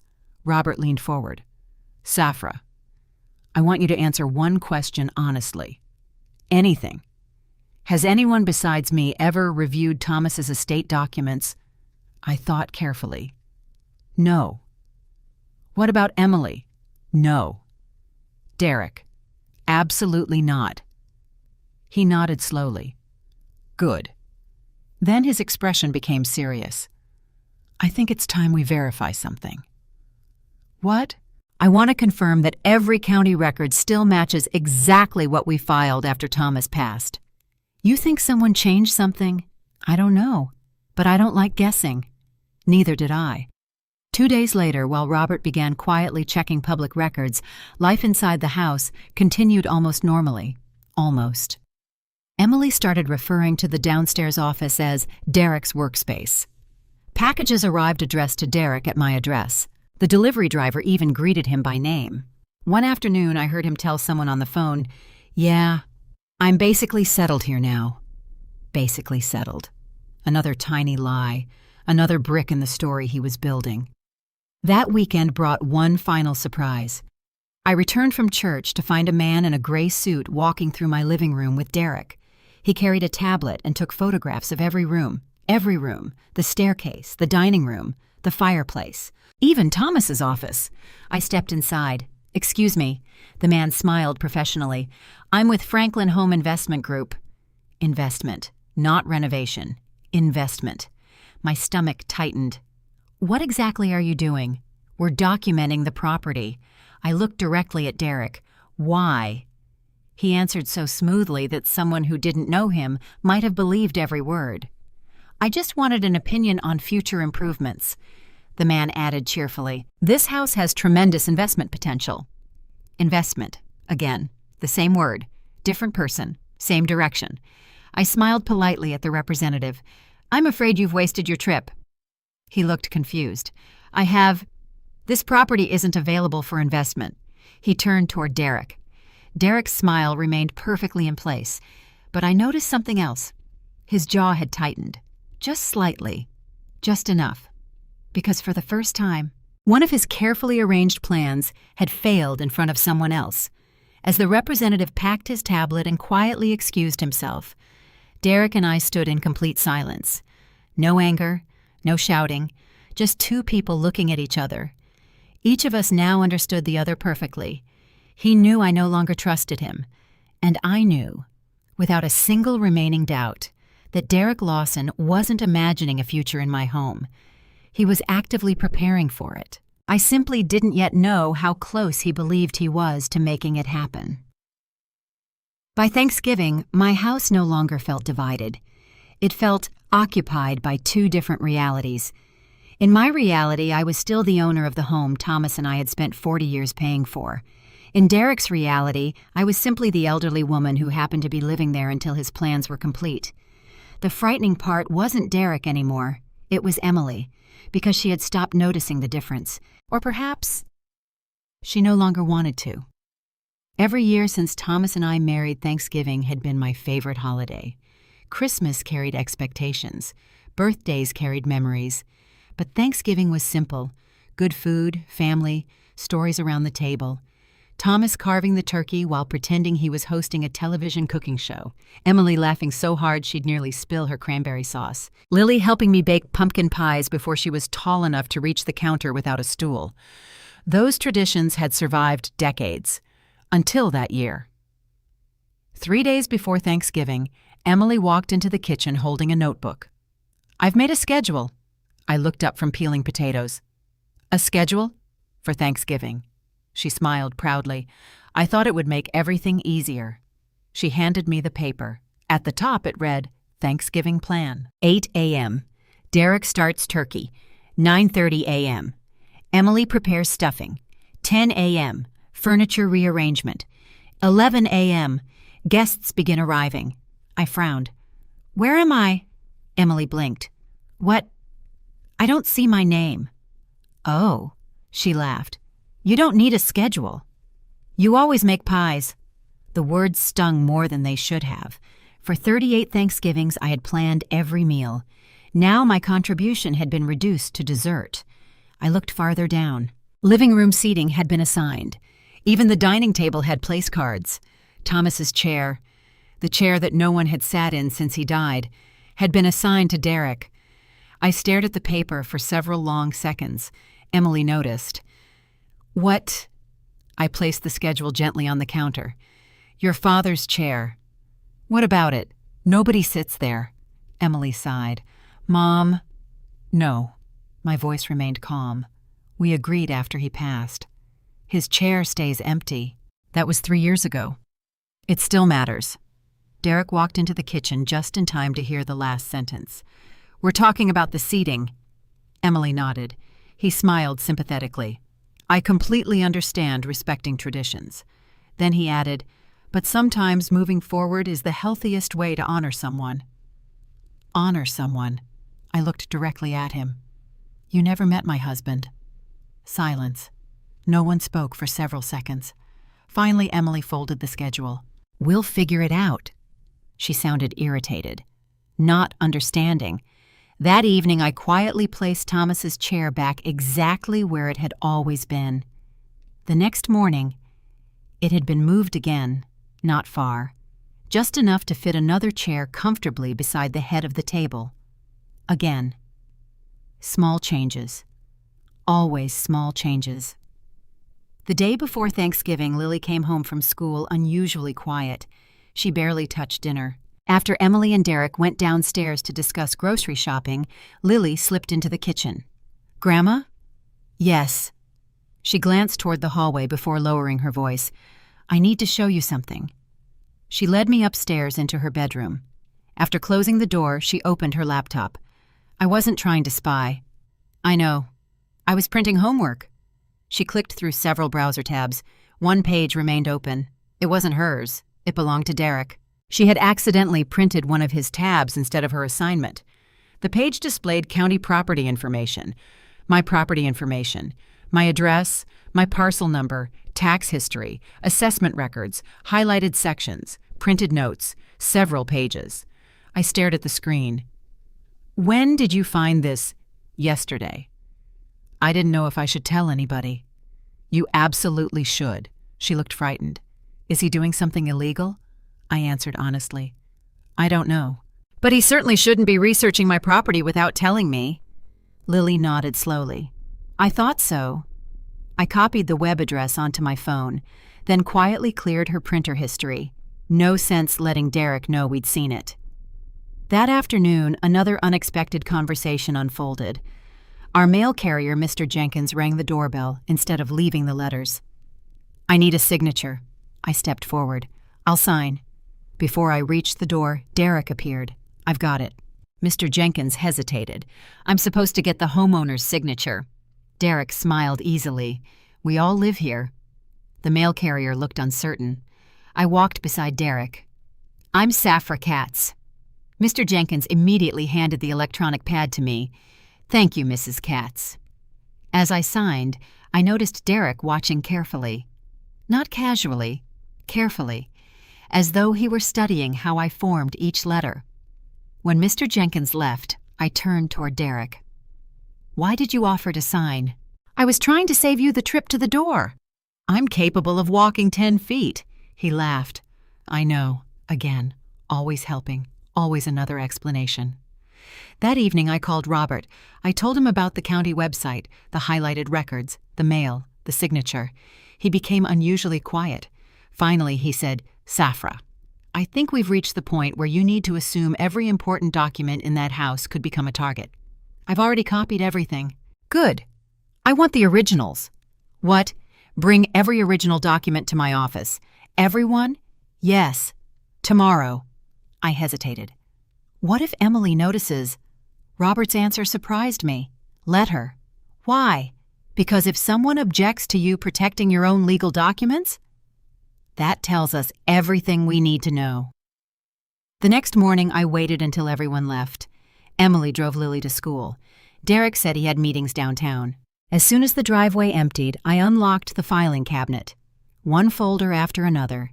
The deed, estate papers, insurance policies, Thomas's military records, tax files, mortgage release, everything. Halfway through organizing them, I noticed something strange. One folder felt thinner, much thinner, It was labeled Property Tax Documents. I opened it. Several annual statements were missing. Only the most recent ones remained. I searched every drawer. Nothing. Then I remembered, weeks earlier, the filing cabinet left open, folders sitting crooked. Someone had searched through everything. I sat down slowly. Had Derek already taken them? If so, when and why those documents? I photographed the folder before placing it into a storage box. Then I drove directly to Robert's office. He carefully compared every document against the copies he already had. After nearly an hour, he removed his glasses. Something's missing. I knew it. 3 annual tax statements. Exactly. They're gone. I felt sick. Can someone use them? They contain information. What kind? Assessment history. Parcel references. Owner identification. Nothing transfers ownership by itself. He paused, but combined with other information. He didn't finish. He didn't need to. On my drive home, I couldn't stop thinking. 3 tax statements. Only tax statements. Not insurance, not bank records, taxes. Derek had obsessed over taxes from the beginning. There had to be a reason. When I pulled into my driveway, Derek's car was already there, earlier than expected. The moment I entered the house, he looked up from the downstairs office. "Busy day." His tone sounded casual. Too casual. "Very." He smiled. "I noticed your filing cabinet was unlocked." My heart skipped. It wasn't. "I thought maybe you'd forgotten." "I didn't." He watched me carefully. "So, everything all right?" I smiled back. "Everything's just fine." For a brief second, neither of us spoke. Then he nodded. "I'm glad." That evening, while everyone watched television, I quietly carried a small lockbox upstairs. Not because my important papers were still inside. They weren't. Robert now had every original document, but Derek didn't know that. As I placed the empty lockbox beneath my bed, I realized something. For weeks, Derek had believed he was always one step ahead of me. Now, for the first time, he wasn't. And I intended to keep it that way. Yet even with that small victory, one question refused to leave my mind. Why did Derek care so much about my property taxes? The answer, I suspected, was much closer than I realized, and before long, it would arrive at my front door carrying an official county identification badge. The Monday after Thanksgiving began like every other Monday. At least that's what I thought. I woke before sunrise, made myself a cup of coffee, and sat at the kitchen table while the house was still quiet. The lockbox under my bed was empty. Every original document that truly mattered was safely locked inside Robert Hughes's office downtown. Knowing that gave me a sense of peace I hadn't felt in weeks. For the first time in a long while, Derek Lawson wasn't one step ahead of me. He just didn't know it yet. Around 7, Emily came downstairs wearing scrubs for work. She kissed Lily on the forehead, poured herself coffee, and barely looked at me. We had become experts at living around each other. Not together. Around. "Morning," she said. "Morning. You doing anything today?" "I'll probably finish decorating the porch for Christmas." She nodded without much interest. "Derek said he might replace those old lights outside." I looked up from my mug. "I already have lights. They're pretty old." "They still work," Emily sighed. "Mom." I didn't ask for new ones. She looked tired. Everything between us had begun with conversations like this. Simple.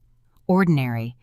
Then somehow, they always ended with me defending my right to decide what happened in my own home. "I'll see you tonight," she said, grabbing her keys. "I love you." "I love you too." I meant it. No matter how much she hurt me, those words never became difficult to say. After Emily and Lily left, Derek came downstairs wearing jeans and a quarter-zip sweater. "I decided to work from here today." I smiled politely. "I'm sure you did." He looked at me for a moment as though trying to determine whether I meant something by that answer. Then he smiled. "I've got a few conference calls. I'll stay out of your way." "Appreciate it." Out of his way. Inside my own home. I almost laughed at the absurdity of it. Instead, I picked up my gardening gloves and went outside. The flower beds needed winter mulch, and working with my hands helped quiet my mind. About 30 minutes later, Carol Simmons wandered over carrying 2 mugs of hot chocolate.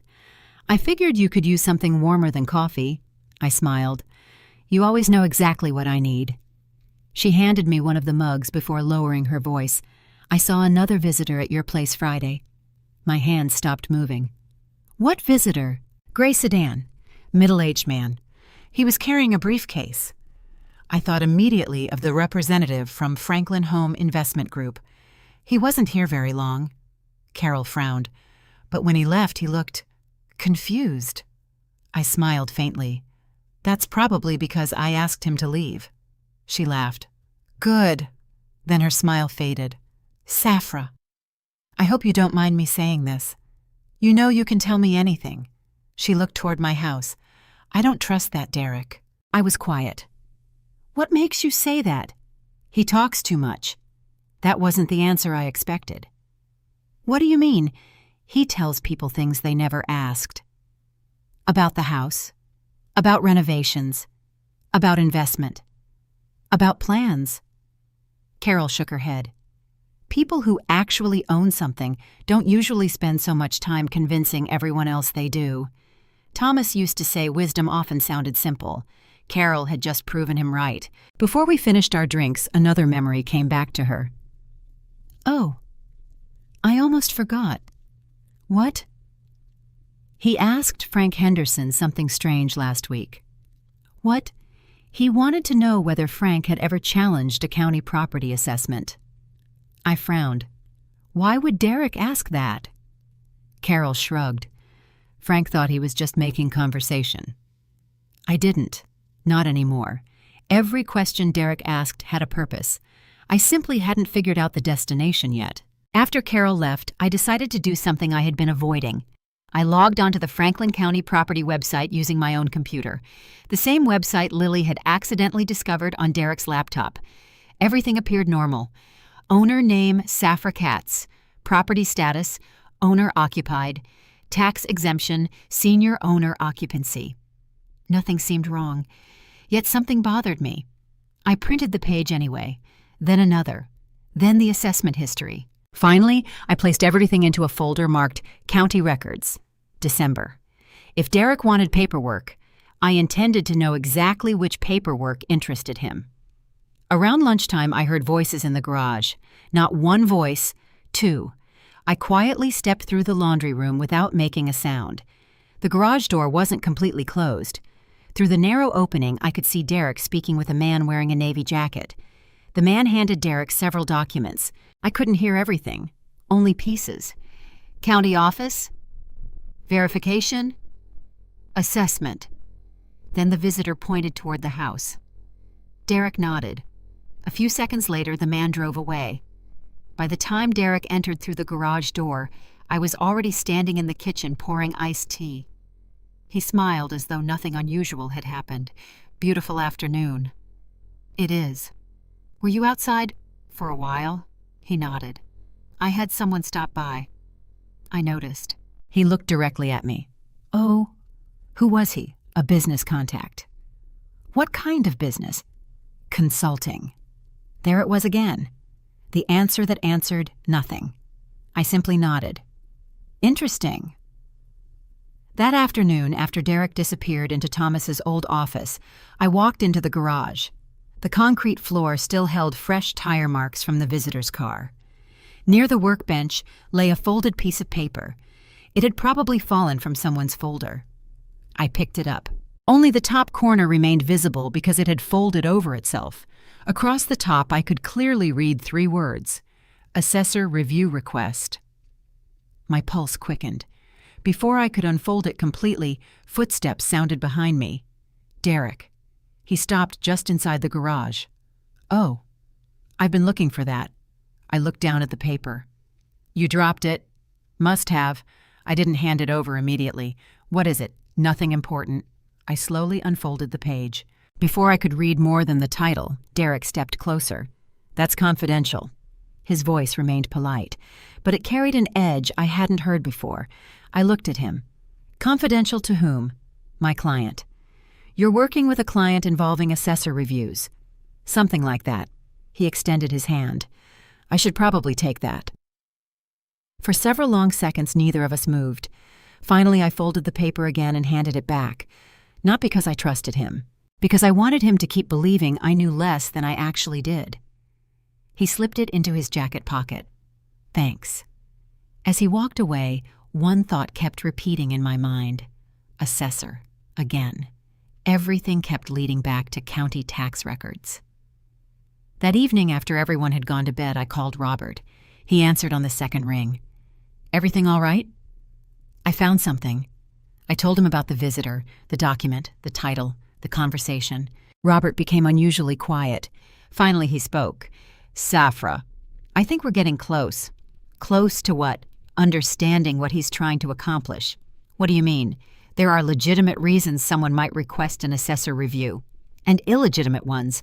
Sometimes people attempt to create paperwork that supports a false narrative. What kind of narrative? He chose his words carefully. One suggesting they have a greater connection to a property than they actually do. I closed my eyes. You think that's what he's doing? I don't know yet. But I want you to promise me something. What? If anyone from the county contacts you, or comes to your house, you call me immediately. I promise. After hanging up, I stood at the upstairs hallway window looking down into the front yard. Christmas lights from neighboring houses blinked softly across the street. Inside my own home, everyone appeared asleep. From the outside, we looked like an ordinary American family preparing for the holidays. No one would have guessed that behind that front door, a quiet battle over truth, trust, and ownership was unfolding one conversation at a time.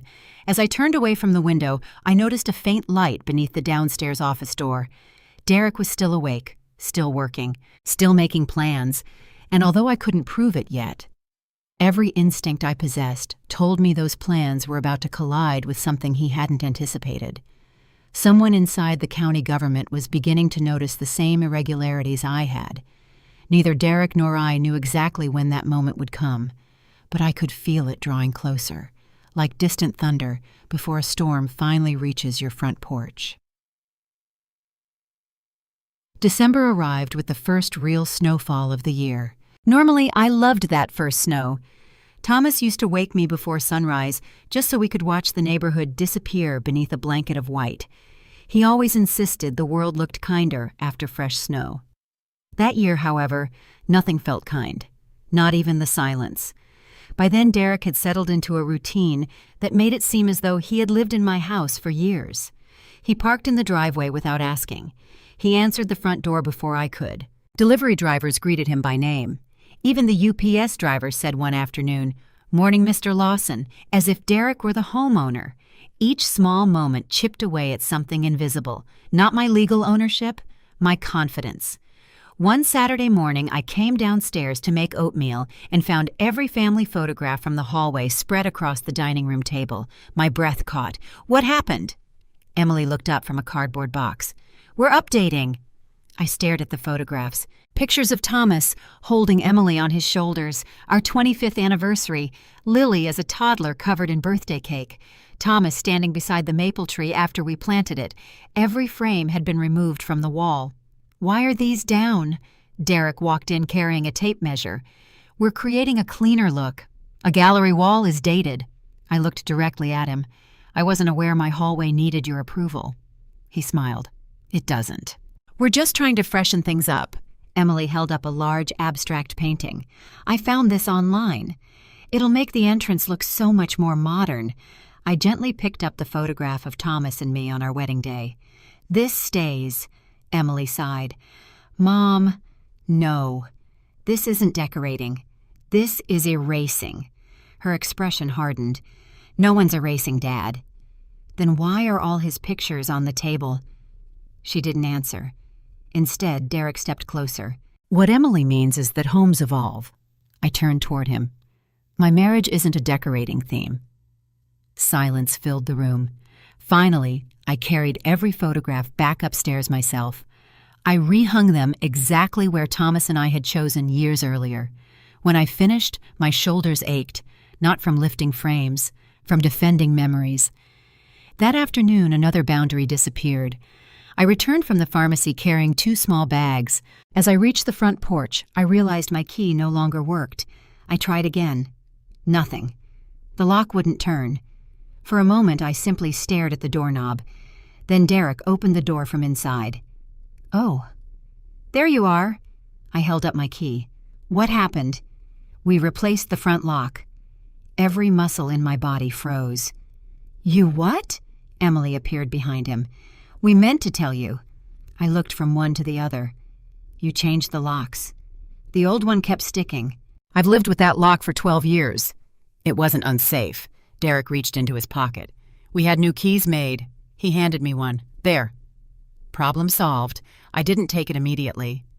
"You changed the lock on my front door without asking me." Emily crossed her arms. "It was just maintenance." "No." I kept my voice calm. "It wasn't. You don't replace someone else's locks without permission." Derek smiled politely. "I honestly thought you'd appreciate not having to worry about it." Again, helping. Always helping. I finally accepted the key, unlocked the door, and stepped inside. Then I quietly said, "Don't ever do that again." For the first time in weeks, Derek didn't answer. That evening, I called Robert. "You need to document this." "I already wrote it down." "No. I mean every detail. The date. The locksmith, if you can identify him. The fact that your original key no longer worked. Everything." "Is it really that serious?" "It tells me something." "What?" Robert paused. "People preparing for control often begin by controlling access." Those words stayed with me all night. Control access. The front door. The office. The filing cabinet. The mail. Everything revolved around control. 3 days later, I experienced something even more disturbing. I was looking for my passport. I rarely traveled anymore, but church friends were discussing a spring cruise, and I wanted to check the expiration date. Thomas and I had always kept our passports inside the bedroom dresser. Second drawer, blue envelope, exactly where they'd been for years. The envelope was there. The passports weren't. I emptied every drawer. Nothing. My heartbeat accelerated. After 20 minutes of searching, I walked downstairs. "Emily." She looked up from her laptop. "Have you seen my passport?" "No." "Derek." He looked thoughtful. "I think I saw a blue envelope in the office." "In the office?" I wasn't sure what it was. I walked downstairs immediately. Sure enough, my passport sat inside a stack of papers on Derek's desk. I picked it up slowly. "Why is this here?" He shrugged. "I thought it was an old manual." I stared at him. "My passport." I didn't open it. "I just moved it." Without asking. Again. I slipped the passport back into my pocket. This time, I didn't say another word. Some conversations had become pointless. Instead, I bought a small fireproof safe the following day. Not because Robert had suggested it, because common sense had. I installed it inside my bedroom closet while everyone else was gone. Only I knew the combination. The empty lockbox remained beneath the bed. The real valuables now lived inside the safe. That evening, Lily quietly entered my room. "I like the safe," I smiled. "You noticed." "I notice everything." She sat on the edge of the bed. "I heard Mom and Derek arguing today." My attention sharpened. "About what?" "Money." "What kind of money?" She thought for a moment. "I don't know." "But Derek kept saying..." She frowned, trying to remember. "Once everything's finished, none of this will matter." "What will be finished?" "I don't know." He got really mad. Mom cried. My heart sank. Emily had stopped arguing with me. Apparently, she hadn't stopped arguing with him. That was new. Later that night, I walked past the downstairs office. The door wasn't fully closed. Inside, Derek sat alone, staring at his laptop. His calm confidence seemed different, less certain, more impatient. His phone rang. He answered immediately. "No, I still don't have it." A pause. "I've looked everywhere." Another pause. "No." "I don't think she suspects what we're actually doing." I stopped breathing. He continued. "I'll figure something out." Then he lowered his voice too much for me to hear. I quietly stepped away before the floorboards betrayed me. For the first time, I realized something important. Whatever Derek wanted, he still didn't have it.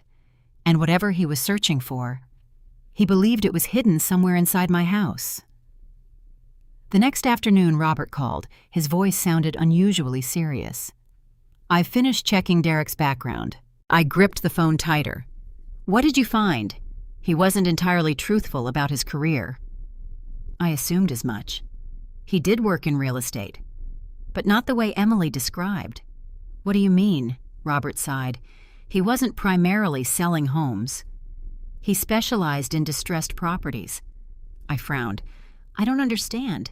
"He worked with investors, foreclosures, estate disputes, tax-related property issues." The room suddenly felt colder. "And," Robert continued, "he's been named in several civil lawsuits over the last 10 years. My stomach tightened. "For fraud, nothing criminal. But enough allegations involving questionable real estate transactions that I would be extremely cautious." I closed my eyes. Emily had trusted this man completely. He had built an entire relationship on carefully selected pieces of the truth. Before ending the call, Robert gave me one final piece of advice. "Safra. Yes, whatever happens next, don't confront him with everything you know. Why not? Because someone who realizes his plan is falling apart often becomes unpredictable." That sentence echoed in my mind all evening. Unpredictable. As darkness settled outside, I sat alone in the living room beneath the Christmas lights Thomas had always insisted on hanging too early. Upstairs, Emily laughed weakly at something Lily said. Downstairs, Derek's office light remained on. The house looked peaceful, warm, safe. But beneath that quiet surface, every day felt like another move in a chess match neither of us had officially acknowledged. Derek still believed he was searching for something that would complete his plan. What he didn't know was that the most important documents had been out of the house for weeks, and very soon, someone else was about to arrive carrying evidence that would expose every lie he had carefully built. The week before Christmas, the air outside turned bitterly cold. Inside my home, however, the tension had become even colder. No one argued anymore. Emily avoided difficult conversations. Derek acted almost overly cheerful.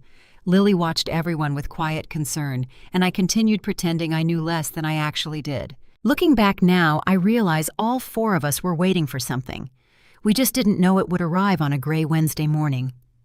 At a little after 10 o'clock, I was folding laundry in the upstairs hallway when the doorbell rang. Emily had already left for work. Lily was at school. Derek was downstairs in Thomas's office. I started toward the staircase, but before I reached the bottom, Derek had already opened the front door. I stopped halfway down the stairs where neither of them could immediately see me. Standing on my porch was a man wearing a dark county-issued jacket with an identification badge clipped neatly to his chest. He carried a black leather portfolio under one arm. "Good morning," he said politely. "I'm looking for Mrs. Safra Catz." Derek smiled. "She's busy." "I'm handling household matters." The man's expression remained pleasant but firm. "I'm sorry. I need to speak directly with Mrs. Catz. I'm Derek Lawson." "I understand. But county policy requires me to speak with the legal property owner." "Legal property owner?" Those 3 words seemed to suck every bit of warmth from the room. Derek laughed softly. "I'm practically family." The man didn't smile. "I'm sure. But I still need Mrs. Catz." I deliberately waited another few seconds before walking downstairs. "That's me." The county employee turned toward me immediately. "Mrs. Catz?" "Yes." He extended his hand. "My name is Daniel Price. I'm with the Franklin County Tax Assessor's office. We've been trying to verify several irregularities connected to your property records." Out of the corner of my eye, I saw Derek's shoulders stiffen. Daniel noticed it too, but he kept his attention on me. "May I come inside?" "Of course." I stepped aside. Derek remained standing in the entryway. Daniel looked politely toward him. "I'd like to discuss this privately with Mrs. Catz if possible." Derek answered before I could. "I should probably stay." Daniel's tone never changed. "I'm afraid that won't be possible. This discussion involves confidential taxpayer information." Only then did Derek reluctantly step back. "I'll be downstairs if anyone needs me." As he walked away, I noticed something I had never seen before. He wasn't confident. He was nervous. Daniel waited until the office door closed. Then he quietly asked, "Is he a relative?" "No. He lives here. Temporarily." Daniel nodded once. "I appreciate your honesty." He opened his portfolio. Inside were several neatly organized county documents. "I want to assure you that you're not in any trouble." "I was afraid of that." "This visit concerns paperwork submitted to our office over the last several months." My heartbeat quickened. "What kind of paperwork?" He removed the first document. "Before I explain, I'd like to ask you a few questions." "Certainly. Have you authorized anyone besides yourself to communicate with the county regarding your property?" "No." "Has anyone been given power of attorney?"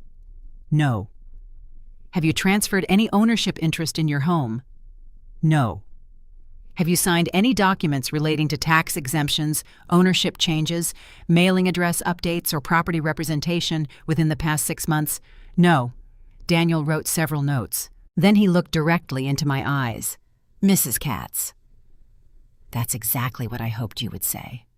My stomach tightened. "What does that mean?" He slowly slid a document across the coffee table. At first glance, it looked official. County letterhead, property parcel number, my address. Then I saw the signature, my name, written in handwriting that looked remarkably similar to mine. But it wasn't mine. I stared at it in disbelief. "I didn't sign this." "I know," Daniel answered quietly. "We suspected as much." I looked up sharply. "You suspected?" "We began reviewing your file after several inconsistent submissions were received over a relatively short period." "Inconsistent." He nodded. "Normally, homeowners rarely update tax records." "In your case, multiple requests involving the same property arrived within a few months." "What kind of requests?" He organized several more papers. "A request to redirect certain county correspondence. A request for additional information regarding senior tax exemptions. A request asking procedural questions about future ownership reporting." He paused. "Nothing was approved, because something didn't feel right." I felt my knees weaken. "If nothing was approved, why are you here?" Daniel answered carefully. "Because whoever submitted these documents knew an unusual amount about your property. They also knew information that generally comes only from someone with close access to the homeowner." A cold silence settled between us. I finally whispered, "They've been going through my paperwork." Daniel didn't look surprised. I wondered whether that might be the case. At that exact moment, footsteps approached from the hallway. "Derek." He smiled as he entered the living room. "Everything all right?" Daniel calmly closed the folder in front of him. "I'm still speaking with Mrs. Catz." Derek leaned casually against the doorway. "I was just checking." Daniel reached into his jacket pocket. "May I see your identification, Mr. Lawson?" For the first time since I'd known him, Derek hesitated. "My identification, yes. I'm documenting everyone who currently resides at this address." Derek forced another smile. "Sure." He handed over his driver's license. Daniel wrote something down, then looked back at him. "How long have you lived here?" Derek answered immediately. "About 4 months." I quietly corrected him. "He has been staying here temporarily." Daniel glanced between us. "I see." He made another note, then asked another question. "Have you ever submitted paperwork to the Franklin County tax assessor on behalf of Mrs. Catz?" Derek didn't blink. "No. Never." The answer came too quickly, too smoothly. Daniel simply nodded. "I appreciate your cooperation." Nothing more. No accusation, no argument, no raised voice. Yet I noticed something. Daniel wasn't accepting Derek's answer. He was recording it, every word, every pause, every expression. A few minutes later, Emily unexpectedly came home. She had forgotten her lunch. The moment she walked through the front door, she froze. "What's going on?" Derek answered before anyone else. "Just routine county business." Daniel politely introduced himself. Emily looked confused. "County?" "Is something wrong?" Daniel smiled professionally. "I'm simply verifying some information." Emily relaxed almost immediately. "Oh, okay." She turned toward me. "Mom, did you forget to tell me someone was coming?" Before I could answer, Daniel asked gently, "Ms. Brooks, may I ask you one question?" "Of course." Have you ever signed county property paperwork on behalf of your mother? Emily looked genuinely shocked. No, I've never signed anything. Have you watched anyone else sign documents using your mother's name? Her eyes widened. What? No. She looked from Daniel to Derek, then to me. What is this about? Nobody answered immediately. Daniel carefully returned every document to his portfolio. Then he stood. Mrs. Catz, I'd like to schedule a more detailed meeting. I also recommend your attorney attend. My attorney, yes. I've already spoken briefly with Mr. Robert Hughes. I blinked. You know Robert? He contacted our office last week requesting confirmation regarding several irregularities. Relief washed over me. Robert had been working quietly behind the scenes. Daniel continued. There's one final thing. He removed a sealed county envelope. This contains copies of every submission we've received concerning your property over the past several months. He placed the envelope directly into my hands. I strongly recommend opening it with your attorney present. I looked down at the thick envelope. It felt far heavier than paper should. When I looked back up, Daniel's expression had changed. It was no longer simply professional. It was concerned. Mrs. Catz, I believe someone has been attempting to build a paper trail. A paper trail for what? I asked quietly.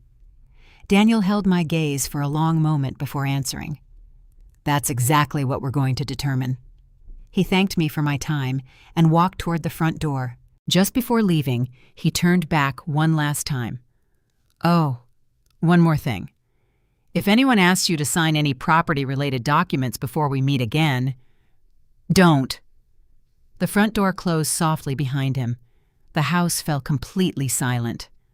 I looked at the sealed county envelope in my hands.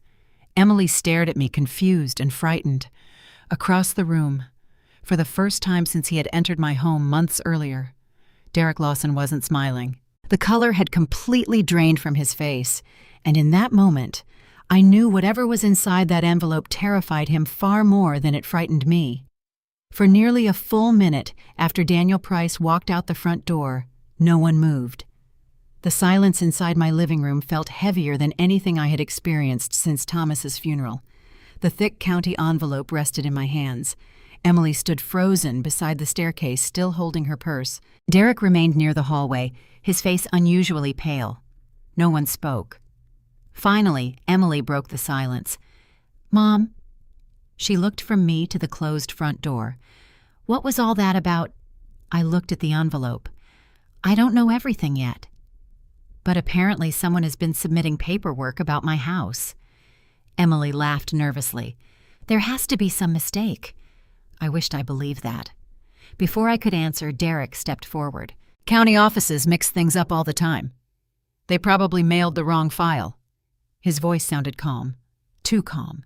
I had spent months listening to him explain away every suspicious event. This time I didn't respond. Instead, I picked up my phone. I'm calling Robert. Derek's eyes flickered for the briefest moment. Do you really think that's necessary? Yes, I do. Robert answered immediately. I assume Daniel has already visited. He has. Good. I'll be there in 20 minutes. 20 minutes later, Robert Hughes pulled into my driveway carrying a leather briefcase nearly as worn as the one Daniel had carried. He greeted me warmly. Then his expression changed the moment he noticed Derek standing in the living room. Mr. Lawson. Derek nodded. Counselor. Neither man smiled. Robert looked toward me. Would you prefer to discuss this privately? Before I could answer, I surprised myself. No. I looked directly at Emily. And not anymore. If this concerns my family, then everyone should hear the truth. Emily looked relieved. Derek looked anything but. Robert placed his briefcase on the dining room table. Very well. He carefully opened the county envelope. One by one, he removed the documents inside. There were far more than I expected. Letters, application forms, county correspondence, certified mailing records, printed emails, copies of submitted paperwork. Robert arranged them into neat piles before speaking. Mrs. Catz, what Daniel suspected. These documents now confirm. Emily leaned forward. Confirm what? Robert picked up the first page. This is an application requesting updated mailing instructions for county tax correspondence. He handed it to me. The address was still mine, but another name appeared beneath it. Authorized contact Derek Lawson. Emily frowned. What? Robert continued. This request was rejected. Why? The signature failed verification. Emily looked at Derek. He didn't say a word. Robert reached for another document. This one requested clarification regarding future tax reporting after an anticipated ownership transition. Emily blinked. Ownership transition? I stared at the page. I never requested this. We know, Robert nodded. The county rejected it. Again. Because the signature did not match verified records. He placed a third document beside it.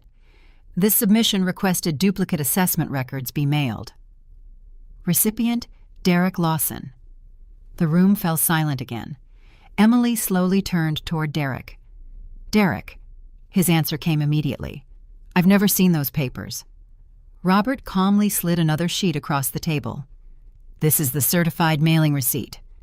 The request included your full legal name, your driver's license number, and your signature. Derek's face tightened. Anyone could have written my name, Robert nodded. Perhaps. Which is why the county requested identity verification. He reached for another paper. This response was never completed. Emily looked completely confused. I don't understand. Why would anyone want our tax records? Robert looked directly at her. They weren't interested in taxes. They were interested in documentation. Emily frowned. What documentation? Robert folded his hands. The paperwork necessary to gradually establish apparent involvement with the property. I quietly asked, You mean? They wanted it to look as though Derek had legitimate authority regarding my home. Robert nodded once. Exactly. Emily stared at Derek. He forced a small laugh. This is ridiculous. It doesn't prove anything.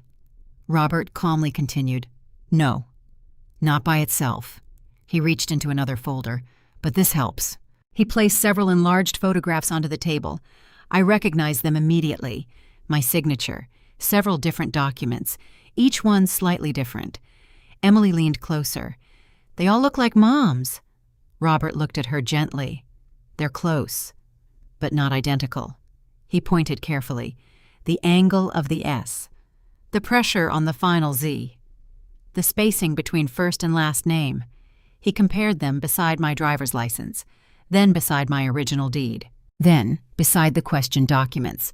Finally, he said quietly, these signatures were not written by the same person. My hands trembled. Someone had practiced writing my name. For months. Emily looked at Derek again. This time there was fear in her eyes. You told me. She stopped. Robert spoke softly. Emily. May I ask you something? She nodded. Did Derek ever ask you where your mother's important papers were kept? Emily answered almost automatically. No. Then she stopped. Her face slowly changed. She swallowed. There was one time. Everyone looked at her. He asked where Mom kept tax folders. He said he wanted to organize everything. My heart sank. Emily continued quietly. I didn't think anything about it. I showed him the filing cabinet. She looked at me. I'm so sorry.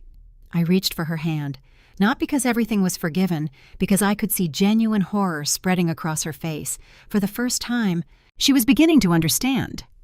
Robert removed one final document. This, he said quietly, is what concerned Daniel the most. It was a printed email sent to the county, requesting clarification regarding future ownership reporting following anticipated transfer due to elderly homeowner assistance. I frowned. Elderly homeowner assistance. Robert nodded. It's vague language. Intentionally vague. Emily looked confused. What does that mean? It means someone was attempting to create a written history suggesting increasing involvement in managing this property. He paused. One request rarely matters, but dozens of small requests. can create the appearance of an established relationship. I suddenly remembered every tiny conversation, the opened mail, the contractors, the neighbors, the landscaping, the lock, the deliveries, the county questions. Every small action, every harmless explanation, every tiny step. They had never been random. They had been building a story, a paper trail. Exactly as Daniel had warned. Emily suddenly stood. "No!" She looked directly at Derek. "Tell me this isn't true." He looked offended. "You actually believe this? Answer me." "I've done everything for us." "For us?" Emily's voice cracked. "You told me we were just planning renovations." "We were." "No," she shook her head. "You kept asking about Mom's taxes. You kept asking about the deed. You kept asking where she kept documents. You kept telling everyone this was our house." Tears filled her eyes. "Oh my God." She covered her mouth. "You were never planning renovations. You were planning something else." For the first time since I had met him, Derek lost control. His smile disappeared completely. His voice became sharper. "You don't understand how any of this works." Robert calmly replied, "Actually, I understand it very well." Emily backed away another step. "You lied to me. I protected you. You used me. I gave you a future. You tried to steal my mother's home." Silence. Real silence. Not uncomfortable silence. The kind of silence that follows the collapse of a lie too large to repair. Then Lily walked through the front door. School had just ended. She looked around at everyone. "What's happening?" Nobody answered immediately. Then she noticed the documents covering the dining room table. She looked at Derek, then at her mother. Finally, she quietly said, "I knew something wasn't right." Emily burst into tears. She pulled Lily into a hug so tightly the girl almost lost her balance. "I'm sorry. I'm so sorry." Lily looked past her mother, toward me, then toward Derek. "I told Grandma." Emily looked up. "You what?" "I found the papers. I found the recording." I couldn't keep pretending. Emily closed her eyes. Fresh tears streamed down her face. "I should have listened." Robert quietly gathered the documents into neat stacks again. "This isn't over." He looked directly at Derek.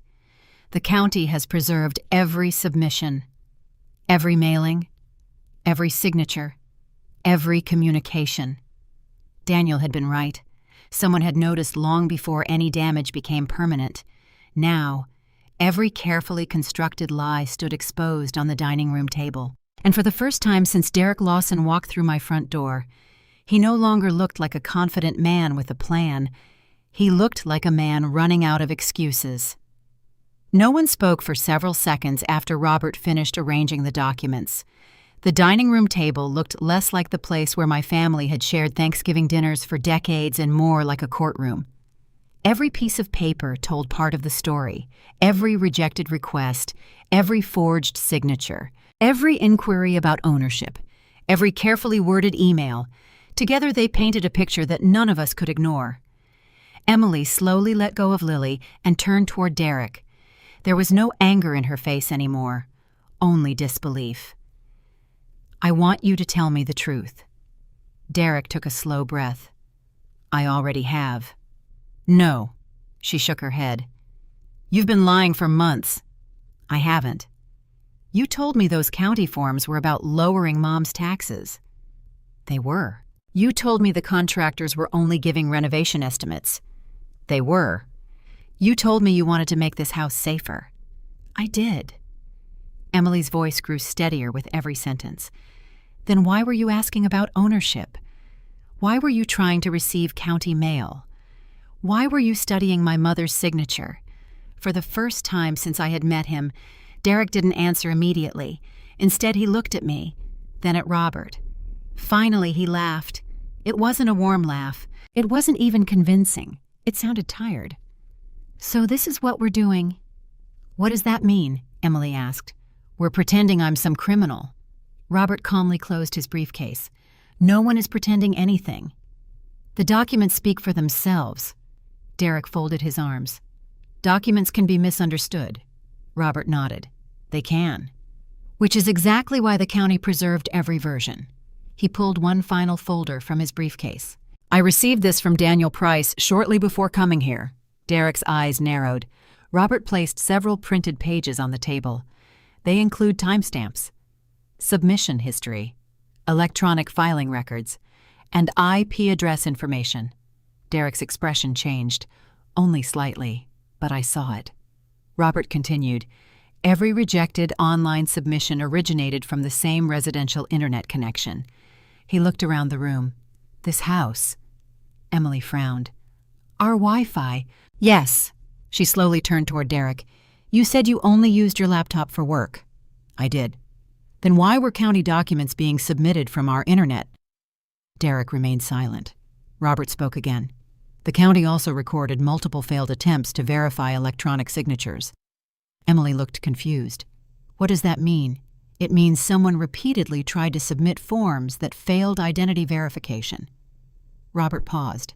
The same someone tried again, and again, and again. Lily quietly whispered, he kept practicing. Everyone looked at her. She swallowed. I saw papers in the trash. They all had Grandma's name written over and over. Emily stared at her daughter. You never told me. I tried. You said I was imagining things. Emily closed her eyes. The guilt on her face was almost unbearable. She looked at me. I'm sorry. I should have listened. I wanted to comfort her. Part of me desperately wanted to. But another part remembered every conversation where she had dismissed my concerns, every time she'd called me unreasonable, every time she'd chosen Derek's explanations over my instincts. I love you, I said quietly, but love doesn't erase consequences. Fresh tears rolled down her cheeks. I know. Then Derek suddenly stepped forward. Enough! His voice was louder than any of us had heard before. I've listened to this nonsense long enough. Robert calmly met his eyes. Nonsense. You're trying to destroy my reputation. No, Robert answered evenly. You've done that yourself. Derek pointed toward the stack of documents. You have no proof I submitted any of those. Robert nodded. Not yet. But the county intends to continue its investigation. The word investigation seemed to hit Derek harder than anything else. His confidence slipped another notch. Emily noticed it too. She stared at him. Derek. Look at me. He didn't. Derek. Finally, he raised his eyes. Did you file those documents? No. Did you ask anyone else to file them? No. Did you ever try to become Mom's authorized contact? No. Every answer came quickly, too quickly. Then Lily quietly reached into her backpack. I forgot. Everyone looked at her. She pulled out her phone. I still have the rest. The rest of what? Emily asked. The recording. My heart skipped. There was more. Lily nodded. I stopped it because I got scared. But I saved the whole thing. She unlocked her phone. I didn't know if it mattered. Robert held out his hand. May I? She nodded. He connected the phone to a small speaker from his briefcase. The room filled with static. Then Derek's voice. Once I have the original documents. Another voice answered. You'll be able to move forward, Derek replied. Only if I can establish enough involvement. The second man asked, What about the daughter? Derek laughed softly. She trusts me. I'll handle her, Emily gasped. The recording continued. The mother still thinks I'm helping. I just need a little more time. Silence. No one moved. No one breathed. The speaker clicked off. Emily slowly stepped backward. You... Her voice barely came out. You used me. Derek opened his mouth. Emily, listen. No. She raised a trembling hand. Don't. I left my marriage because I was tired of being manipulated. I trusted you. I defended you. I argued with my own mother because of you. He took one step toward her. I was trying to build a future for us. She shook her head. No. You were trying to build a future for yourself. Robert quietly picked up his phone. I believe it's time. Derek immediately looked at him. Time for what? Robert answered calmly. Time to notify the authorities that the county's concerns have been supported by additional evidence. Derek's face changed instantly. You can't be serious. I am. This is a misunderstanding. Robert looked directly at him. A misunderstanding doesn't forge signatures. It doesn't create false paperwork. It doesn't repeatedly contact the county while pretending to represent a homeowner. For the first time, Derek stopped arguing. Instead, he grabbed his coat from the hallway. Emily stared at him. "Where are you going?" "I need some air." Robert quietly stepped between Derek and the front door. "I wouldn't recommend leaving just yet. Move." "No." The two men stood facing each other. Neither raised his voice, neither touched the other. But the atmosphere inside the house became almost unbearable. At that exact moment, another knock echoed through the front door. 3 firm knocks. Robert glanced toward me. "I believe that may be the deputies Daniel mentioned." I hadn't even known Daniel had contacted them. Robert opened the door. 2 uniformed sheriff's deputies stood on the porch. One introduced himself politely. "Good afternoon. We're here to speak with Mr. Derek Lawson regarding an ongoing investigation involving suspected fraudulent property documentation." The room fell completely silent. Emily covered her mouth. Lily instinctively moved beside me. Derek stared at the deputies without saying a word. One deputy spoke calmly. "Mr. Lawson, you're not under arrest at this time, but we'd like you to come with us voluntarily to answer several questions." Robert looked toward Derek. "You should cooperate." For several long seconds, Derek didn't move. Then, without looking at Emily, without looking at me, he slowly picked up his coat. As he walked toward the front door, he paused beside the Christmas tree. He turned toward me one final time. There was no smile, no charm, no confidence, only bitterness. "You think you've won?" I looked at him quietly. "No. I think the truth finally caught up with you." He didn't answer. The deputies escorted him outside. Through the front window, I watched the patrol vehicle pull away from the curb. The driveway suddenly looked larger. The house felt quieter, as if it had taken its first full breath in months. Emily collapsed into a dining room chair. "I don't know how I let this happen." I walked over slowly, placed my hand gently on her shoulder. Neither of us spoke, because some wounds are too deep for immediate forgiveness, and some truths need time to settle before healing can even begin. The house was strangely quiet after Derek left, not the peaceful kind of quiet I remembered from before he entered our lives. This was the quiet that follows a storm.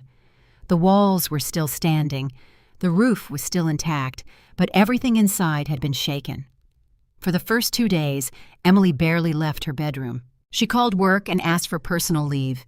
She answered almost no phone calls. She hardly ate. More than once I walked past her door and heard her crying.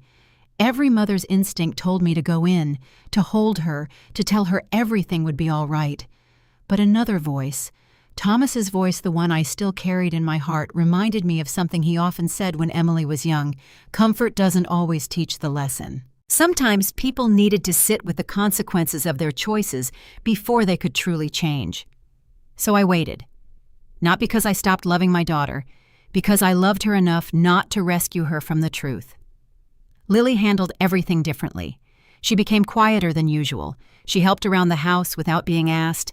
She folded laundry, loaded the dishwasher, even shoveled the first heavy snowfall from the front walkway before I noticed she had gone outside. That Saturday morning, I found her brushing snow off the mailbox. "You don't have to do that," she smiled faintly. "I know. I wanted to." I picked up the second shovel. Together, we cleared the driveway. For a long time, neither of us spoke. Finally, she looked at me. "Grandma." "Yes." "Are you mad at Mom?" The question deserved an honest answer. I was. I still hurt. But hurting isn't the same as hating. She nodded slowly. "I think Mom hates herself." I looked toward the house. The curtains in Emily's bedroom hadn't moved all morning. "I think you're right." Lily leaned on her shovel. "Can people come back from mistakes?" I smiled sadly. "They can, if they choose honesty over excuses." That afternoon, Emily finally came downstairs. She looked exhausted.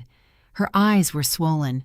She wore one of my old sweaters, the soft, cream-colored one she used to borrow in college whenever she came home during winter break. For just a second, she looked like my little girl again. She stood awkwardly in the kitchen. "Mom," I turned off the faucet. "Would you sit with me?" We carried 2 mugs of tea into the living room. Neither of us knew how to begin. Finally, Emily spoke. "I've replayed everything." I stayed quiet. The conversations, the arguments, the times you tried to warn me. She looked down at her hands. I remember every single one. Tears filled her eyes again. "You weren't fighting me. You were trying to protect me." I felt my own eyes begin to sting. "I didn't know how to reach you anymore." She nodded. "I know. I made you feel like a stranger." I didn't answer immediately. Instead, I looked around the living room. Thomas's photographs had been returned to their proper places. His favorite chair sat exactly where it belonged. The Christmas tree lights reflected softly against the windows. Finally, I spoke. "You know what hurt the most?" Emily looked up. It wasn't Derek. It wasn't the paperwork. It wasn't even the forged signatures. She frowned slightly. It was hearing my own daughter tell me I was imagining things. Fresh tears slipped down her cheeks. "I know. I doubted you. I doubted the one person who never stopped believing in me." For several moments, neither of us spoke. Then Emily whispered, "I don't expect you to forgive me today. I don't deserve that." I reached across the table and covered her hand. "Forgiveness isn't a light switch. It's a road." She squeezed my hand gently. "I'm willing to walk it." That was the first moment I believed we might someday become a family again. Not because everything had been repaired, because someone had finally accepted responsibility. Over the following weeks, Emily changed in ways no apology alone could have accomplished. She canceled every account Derek had ever helped her open. She changed her passwords. She contacted her bank. She cooperated fully with county investigators. She even wrote a detailed statement describing every conversation she could remember involving taxes, property records, contractors, and county paperwork. Robert later told me her statement became extremely valuable, not because it proved everything, because it confirmed the pattern Daniel had already discovered. Emily also insisted on paying for something I never expected: the locksmith. I should have stopped him when he changed the locks. She replaced every lock in the house. This time, she handed every key directly to me. "I want you to decide who has copies." I looked at the small ring of keys in my hand. Such a simple gesture, yet somehow it meant more than any speech could. A few days before Christmas, Emily surprised me again. She walked into Thomas's downstairs office carrying a cardboard box. "I found these." Inside were all the decorations Derek had removed from the hallway: Thomas's old desk lamp, his framed retirement certificate, his collection of handmade wooden bookends. I packed them away. I shouldn't have. Together we spent the afternoon putting everything back exactly where it belonged. Neither of us rushed. Every photograph returned to its hook. Every book found its shelf. Every memory reclaimed its place. When we finished, Emily stood quietly in the doorway. "It feels like Dad again." I smiled softly. "It does." She looked around the room. "I let someone convince me memories were clutter. They're not. They're roots." I couldn't have said it better myself. Christmas morning arrived with fresh snow covering the neighborhood. For the first time in months, breakfast felt peaceful. Just the 3 of us: Emily, Lily, me. No forced conversations, no careful walking on eggshells. Just pancakes, coffee, laughter that sounded genuine again. Halfway through breakfast, Lily reached into her backpack. "I made something." She handed each of us a folded Christmas card. Mine simply read, "Thank you for believing me. Love, Lily." I hugged her tightly. Emily quietly wiped tears from her eyes. After breakfast, she disappeared upstairs for a few minutes. When she returned, she carried a small envelope. "I found this while cleaning my room." She handed it to me. It was addressed in Thomas's handwriting. My breath caught. I recognized it immediately. He had written several letters shortly before his surgery years ago. Letters we had forgotten after his recovery. Apparently, one had been misplaced. With trembling hands, I opened it. Inside was only a single page. My dearest Safra. If you're reading this, life has probably become more complicated than either of us hoped. You have always led with your heart. That's one of the reasons I fell in love with you. But promise me something. Never mistake kindness for surrender. The home we built was never just wood brick or a mortgage. It was every sacrifice we made together. Protect it. Protect yourself. And remember that loving people doesn't require giving away the parts of yourself that deserve protection. I'll always be proud of you. Love always. Thomas, I couldn't finish reading aloud. The tears came before the final line. Emily quietly moved beside me. She rested her head on my shoulder exactly the way she had when she was a little girl, afraid of thunderstorms. "I'm sorry, Dad," she whispered toward the letter. "I'm sorry, Mom." I wrapped my arm around her. "I know." That afternoon, as snow continued falling outside, we sat together watching old family videos, Thomas laughing while teaching Lily to ride a bicycle, Emily dancing barefoot in the kitchen, our first Christmas in the house. 40 years of ordinary moments, moments that no paperwork, no lies, no manipulation could ever truly take away. As evening settled over Columbus, I looked around my living room. The photographs were back. The furniture was back where it belonged. The front door locked with a key only I controlled. For the first time in nearly a year. The house no longer felt occupied. It felt like home again. And although the deepest wounds were still healing, hope had finally found its way back through the front door. By the time spring arrived, the maple tree in the front yard had begun to bloom again. Thomas always said that tree measured our family's life better than any calendar ever could. It had watched Emily learn to ride her first bicycle. It had shaded Lily while she chased fireflies during summer evenings. It had stood quietly through birthdays, graduations, arguments, celebrations, and funerals. Now it stood outside my living room window as another chapter of our family's story came to an end. The legal process moved much more slowly than the emotional one.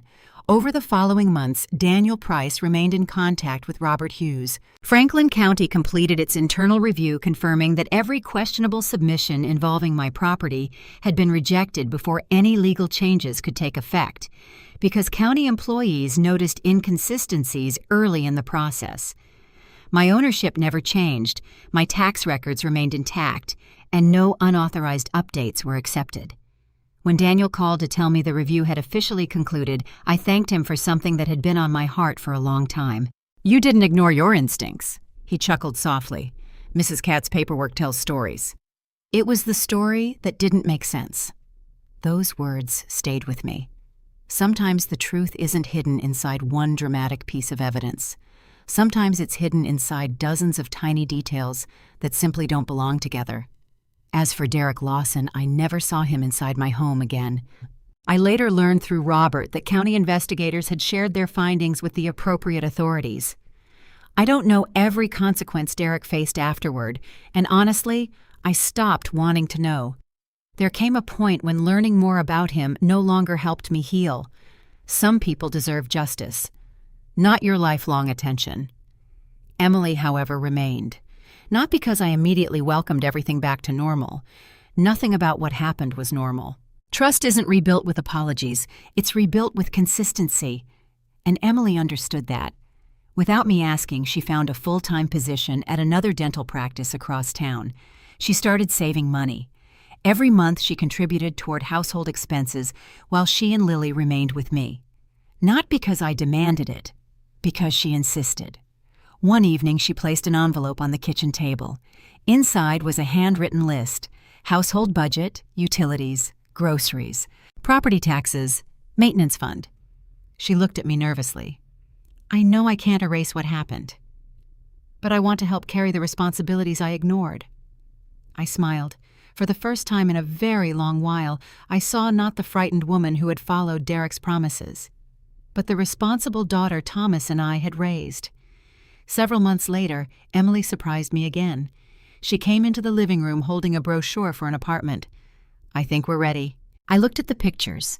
It wasn't large, it wasn't luxurious, but it was clean, affordable, and only 15 minutes away. You don't have to rush. She shook her head. I'm not leaving because I have to. I'm leaving because it's time. She smiled through tears. I want to build my own home. Not borrow yours. Those words meant more to me than she could possibly have known. The weekend she and Lily moved into their apartment, we carried boxes together. No arguments, no resentment, only gratitude. When the last box was unloaded, Emily hugged me for a long time. I'll never forget what you did, I gently corrected her. I didn't save you. You chose to save yourself once you accepted the truth. She nodded slowly. I almost lost the best person in my life. You almost did, and I'm never making that mistake again. Lily settled into her new room quickly. She still came to my house nearly every Saturday morning. Sometimes we baked cinnamon rolls, sometimes we worked in the garden, sometimes we simply sat on the front porch drinking lemonade and talking about school. She once looked at me and smiled. You know, what? This house feels happier now. I laughed softly. I think it does too. One warm afternoon in early May, I finally opened the small cedar chest in my bedroom where I kept Thomas's most personal belongings. His watch, his reading glasses, old anniversary cards, and the final letter he had written years earlier, the one Emily had discovered at Christmas. I read it again. Slower this time. One sentence stood out more than all the others. Never mistake kindness for surrender. For months I had thought protecting my home meant choosing the house over my daughter. Now I understood something much deeper. I had protected both. Had I surrendered to guilt manipulation or fear, Emily might never have seen the truth. Standing firm hadn't destroyed my family. It had saved what was left of it. A few weeks later, Carol Simmons stopped by with another basket of zucchini, just as she had done for years. She looked around the living room and smiled. It feels peaceful in here again. It does. She pointed toward Thomas's favorite chair. I'm glad you left it exactly where it belongs. So am I. Then she said something that made me smile. You know. What? You look different. Different how? Lighter. I hadn't noticed until she said it. She was right. I was lighter. Not because I had forgotten what happened, because I had finally stopped carrying it every minute of every day. On the first anniversary of Thomas's passing, after everything had settled, I visited the cemetery with fresh white lilies. The morning was quiet.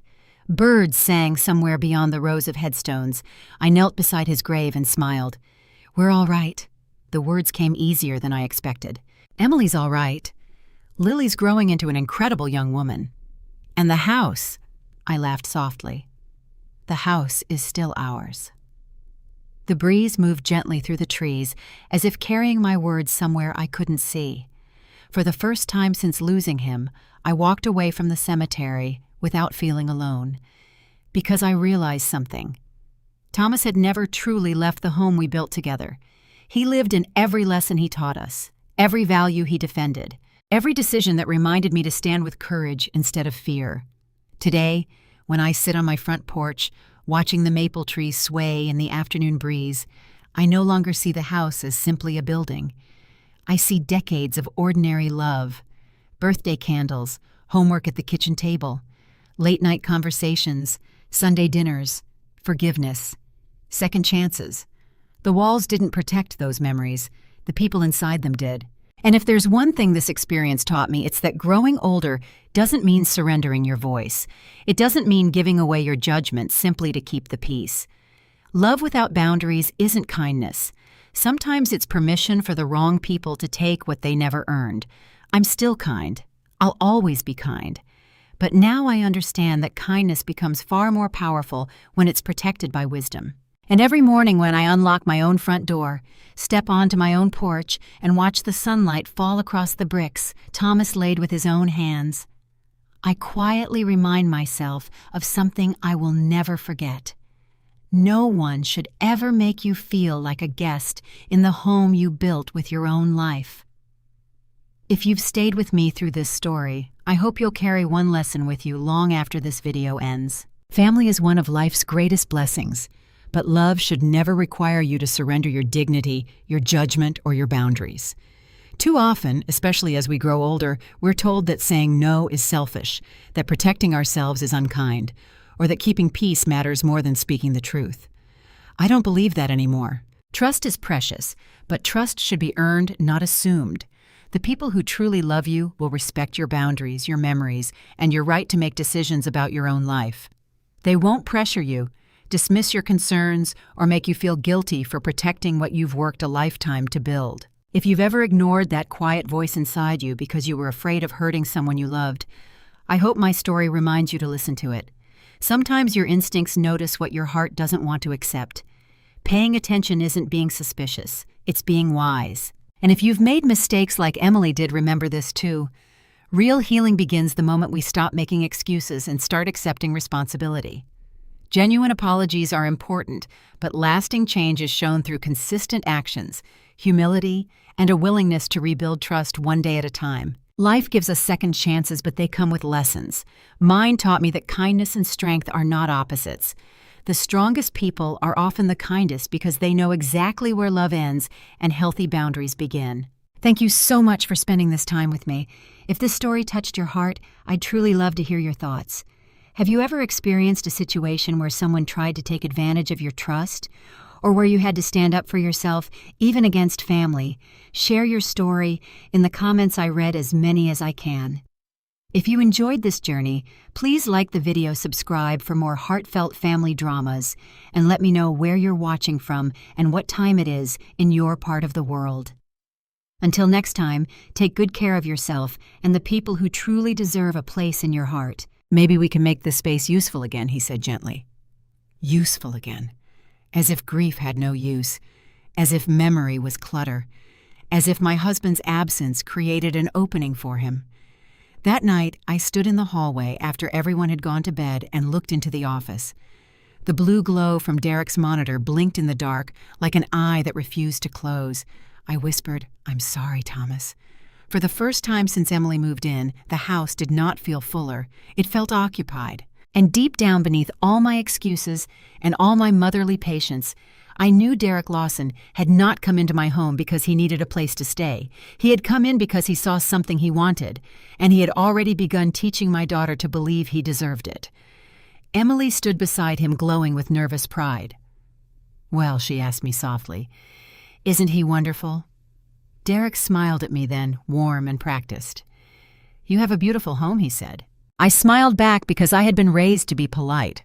"Thank you," I told him. "My husband and I built a life here." For just a second, something flickered across his face. Not sympathy, interest. And that was the first moment, though, I did not know it yet, when Derek Lawson began measuring how much of my life he thought he could take.